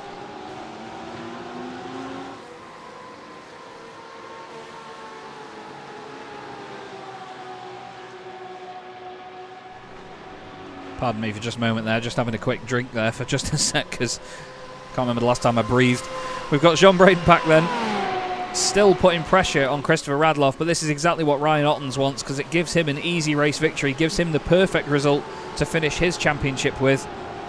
But it's this man, 10th overall right now, Luke Lucchese, after being last at the end of lap 1, has made his way back up through the order, a real champion's drive. He's going to wave his way past Series admin James Bostock, I believe, down the inside. James says, yep, go on, after you, son. Gives him the room. Nicely done. And on the exit, makes it away up over the crest.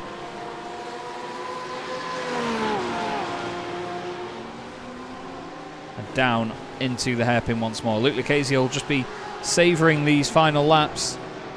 It's not been as easy a season finale for him, but at least he got the job done in race 1. I think he knew that coming into tonight, that's what he had to do, is get that job pretty much completed in the first outing and then deal with the second race as it came. And I mean, he'll be grateful that he had the result he did in race 1, because it's safe to say this second one has not gone to plan.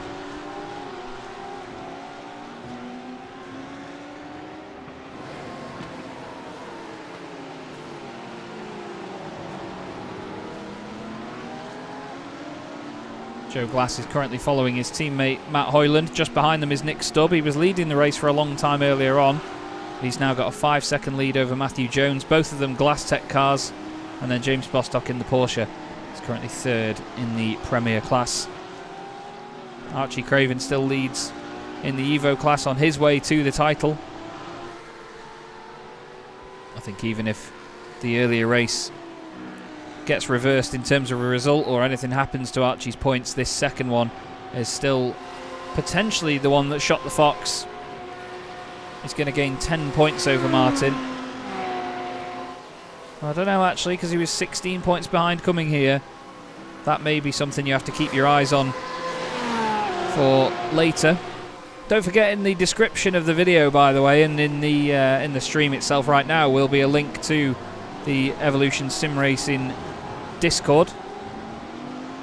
Why not join the guys and get amongst it? It's a great community.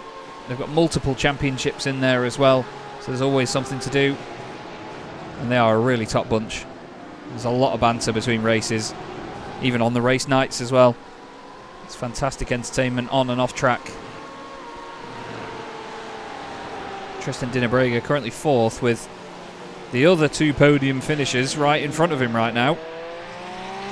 When you can see a podium is that close with just 2 minutes left on the clock, you've got to think, last race of the season, I really should probably go for this, and I fully do expect that one of these guys will. Jean Braden putting his nose down the inside, and that's exactly why Dinabrega needed to be where he needed to be.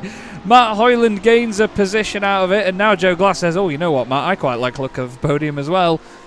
And Joe Glass goes through. Joe Glass all of a sudden ends up on the podium. 2 drivers that a moment ago were not on for a podium now are. As across the line goes Tristan Dinabrega in 2nd place, Ryan Ottens in 1st. What a night Ryan has had, though, you have to say. He's done everything he needed to do tonight. 2nd place right up behind eventual race winner Luke Lucchese earlier on, who is now onto his final lap, and I believe will take the championship title. Archie Craven also onto his final lap as well, gaining 10 points over Martin Kenyon. Great recovery drive this for Martin Kenyon.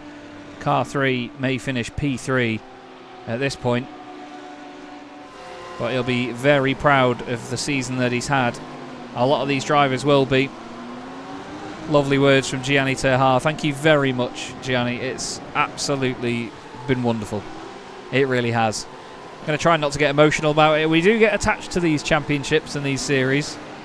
It is an emotional thing. It is business at the end of the day, but it's never work.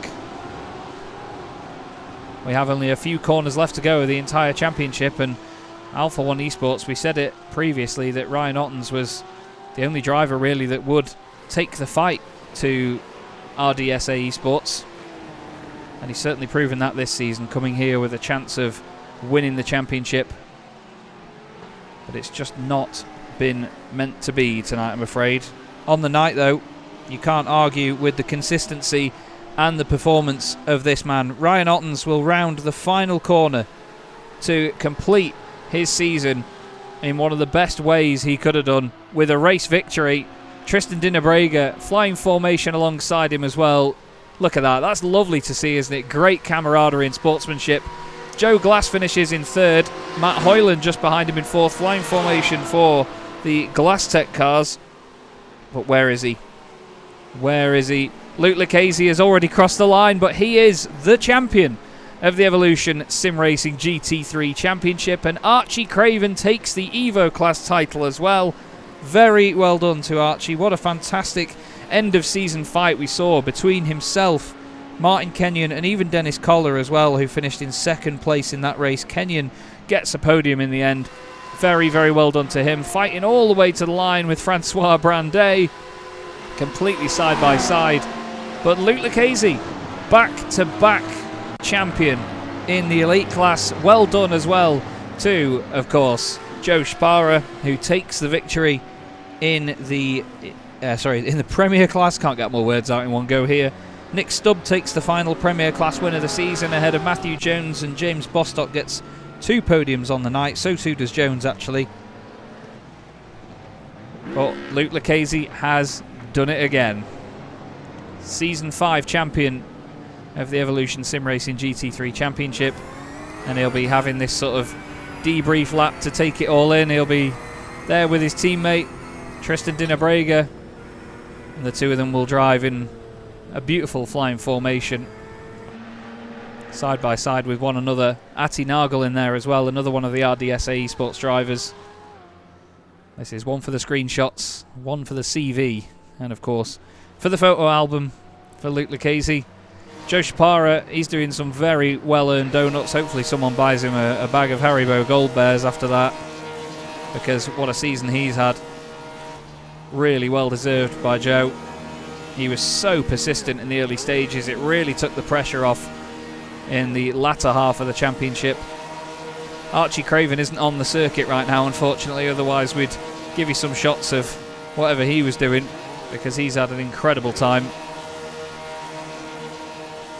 Francois Brandet a little bit aggrieved with the evening's action there. And here is the RDSA parade around the circuit at the very end, coasting down the hill. Tristan Dinnebrega now pulls the car over, and the sun will set on, well, I mean, it's rising at the circuit right now. You know, don't take my word for it. But that rounds out another epic season. We'll give you the championship, or at least the race results, for the elite class, and it was Luke Lucchese who takes the race victory in that class. Or was it? No, it wasn't. My bad. I'm so sorry. It's brought, because it's divided it by class, it resulted back to race 1. Ryan Ottens took the win there. Tristan Dinnebrega, great sportsmanship there. The two of them side by side. A bit of a sort of flying flurry at the end as a bit of a nod to each other as teams. Joe Glass gets a podium right at the end with Matt Hoyland alongside him.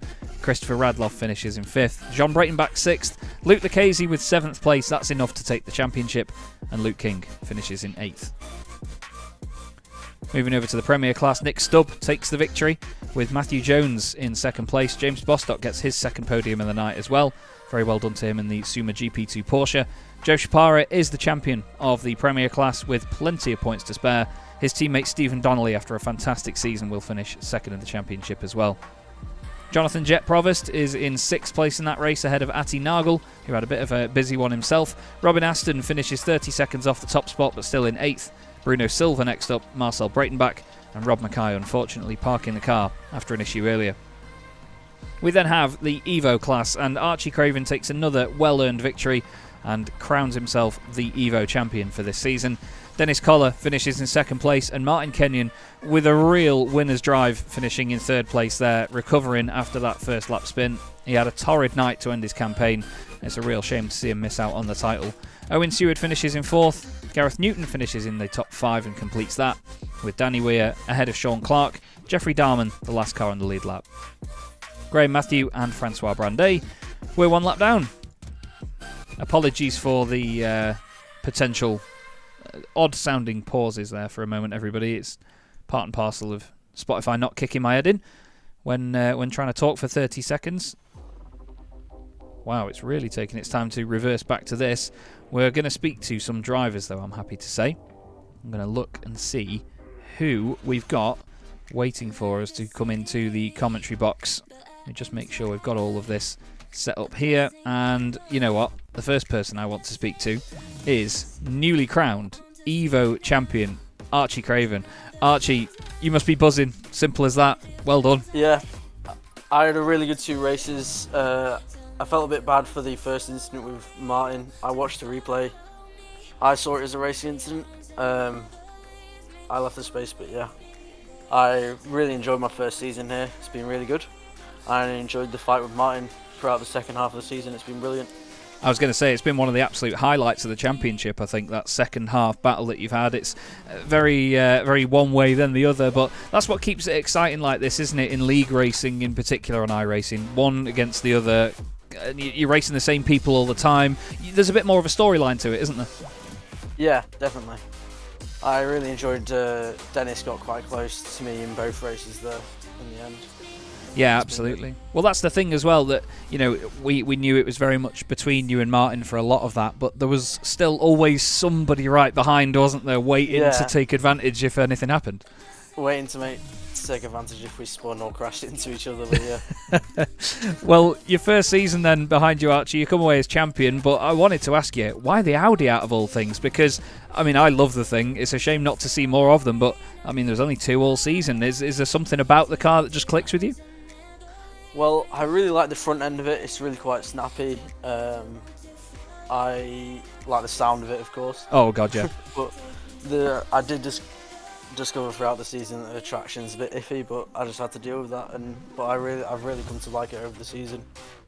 Well, it's been great to see how you've got on, Archie, and of course, well done again for us and from us. And I'm sure Ed sends his best in spirit for the championship. It's been great to watch. But before you go, is there anyone you'd like to give a shout out to?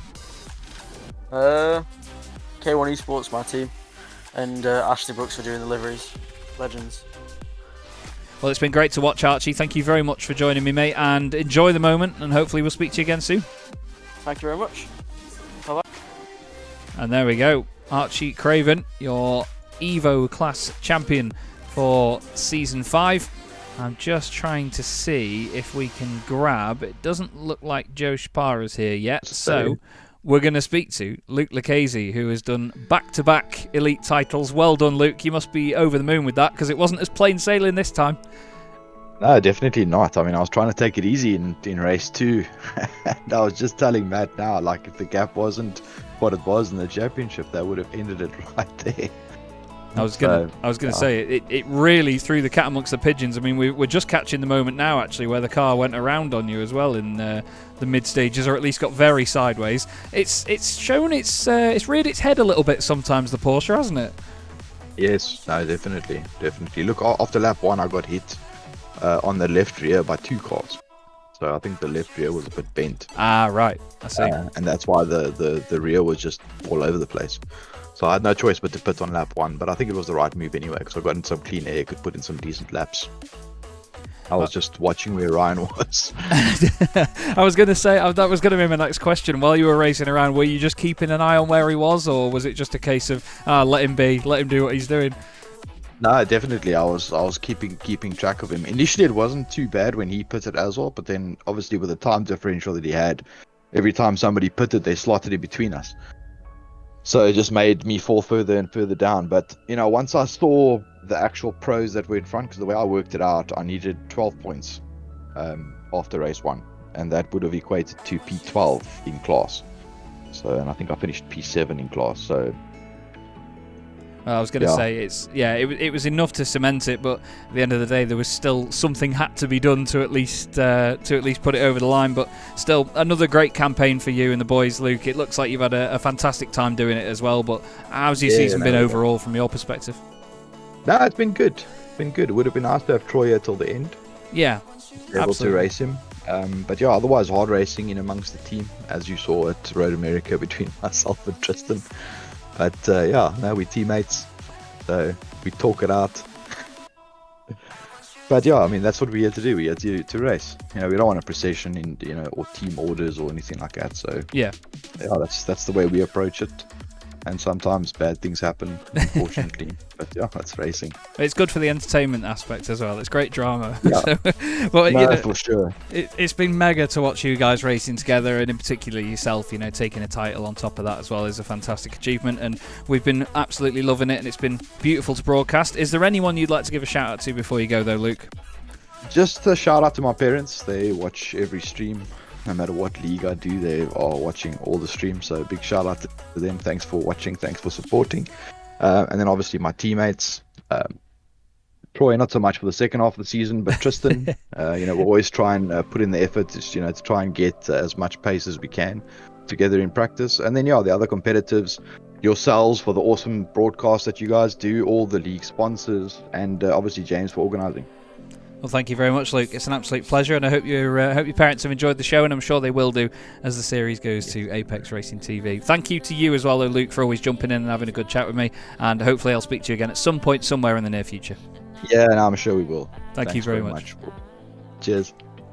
Your champion, Luke Lucchese, everybody. It doesn't look like we've got Joe Spara in, unfortunately, to have a chat with for this evening, but one gentleman I definitely want to chat with is the man that just grabbed a podium right at the end there. Mr. Glass, welcome to the box, mate. You must be over the moon with that one, because it seemed like quite a decent night overall.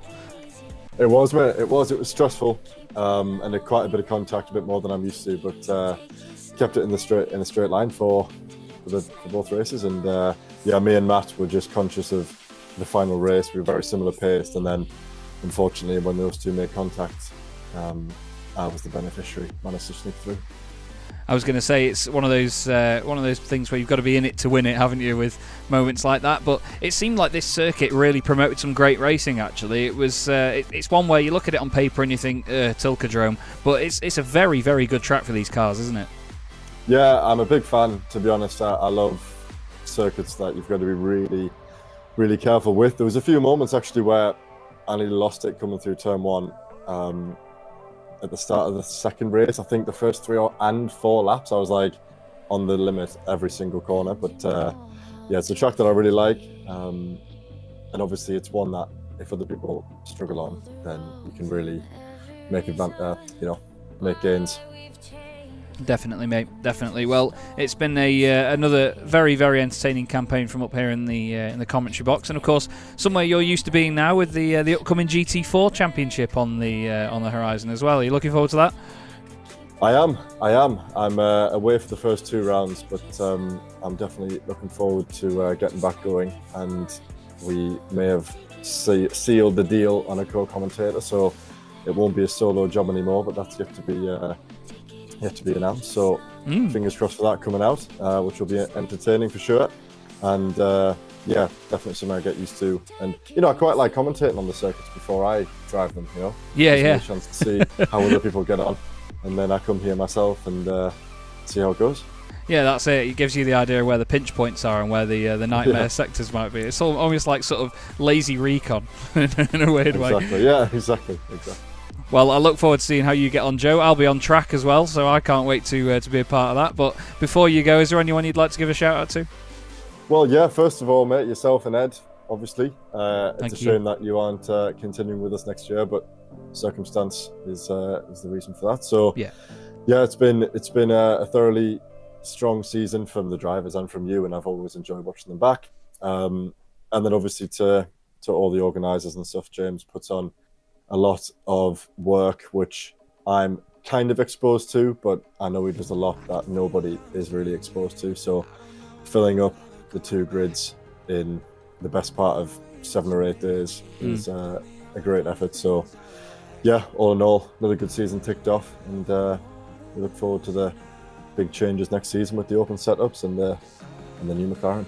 Oh, aye. It's going to be an absolute belter. Well, thanks as always for joining me, Joe. Well done, mate, and look forward to hearing your lovely voice again very soon on some commentary somewhere. Thank you. Thank you, mate. All the best. Cheers. Mate. Joe Glass, everybody. Absolute star. Lovely bloke, and obviously a very happy man after getting a podium. Unfortunately, though, the time has come for me to say goodbye tonight.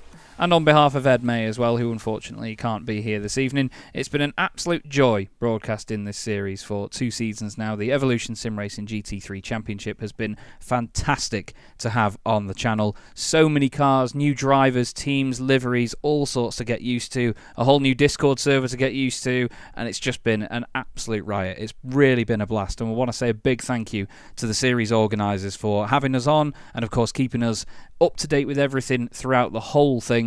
They have been absolutely great at looking after us, and from the bottom of my heart, it's been one of the best leagues I've had the chance to broadcast as well, and I'm sure Ed shares the same feelings too. Thanks also to the championship sponsors for what they do: Kame, Medius, Keenan Eco Energy, GitGud Racing and AB Designs, and importantly as well, thanks to the drivers and the teams. You know, the support that we've had from the drivers and teams throughout all of this has just been mega, and I mean, it's pouring in now in the YouTube comments. I'm not going to read it because otherwise I'll have a lump in my throat. But this genuinely has meant a lot, this series. It's been brilliant, and we, of course, hope to be back in the future because, as I said before, it may be business, but it's never work. It's always an absolute pleasure. And from me, Chaz Draycott, thank you very much for watching, everybody, and we hope to see you again here very, very soon.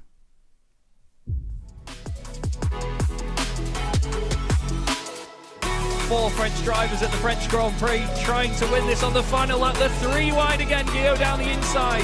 Guillaume moves across. They're both in front of Milan and Pouget. Before you know it, we find ourselves here in the very final race of the competition. And then they see truck racing and they think, this is crazy. You know, these are 5-ton machines, 1,200 horsepower brake. Oh, look at that switchback. Oh, you can look and a drift to go out.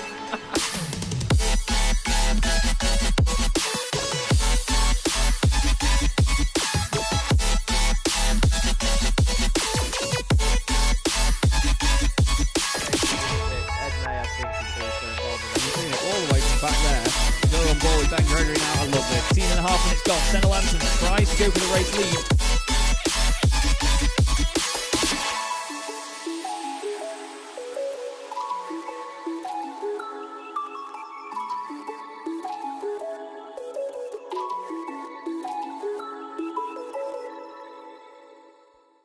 Racing isn't easy, but experiencing it is. iRacing puts you in the driver's seat with the industry's leading sim racing game. Drive on laser scan replicas of the greatest racing circuits from around the world. Go head to head against other drivers chosen by skill-based matchmaking to ensure competitive racing at every level. Compete across all your favorite series. In officially licensed cars, engineered to deliver the most accurate driving experience possible.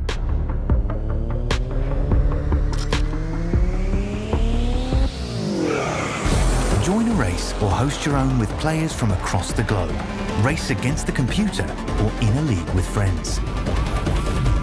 Feel the thrill behind the wheel. Visit iRacing.com.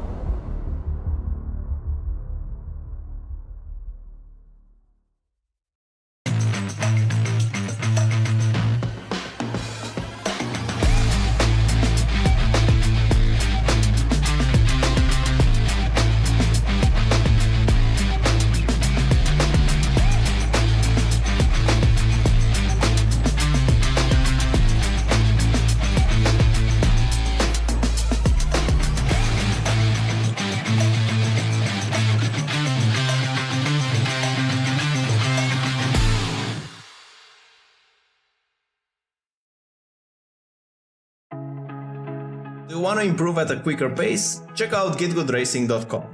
I've coached hundreds of drivers from real-life racers to sim enthusiasts, who who experience rapid improvement after just one session. And while investing in top-notch hardware is great, imagine how much more you can elevate your experience by adding coaching to the mix. My methods are practical, aiming to break down complex concepts into easily digestible bits that are simple to understand. You can find reviews of the sessions I've conducted on the Fiverr link provided in the video description. Let's elevate your racing skills together.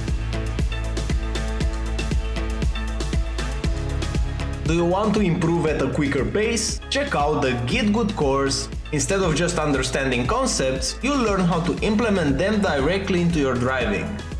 What makes it effective is the approach and practical drills.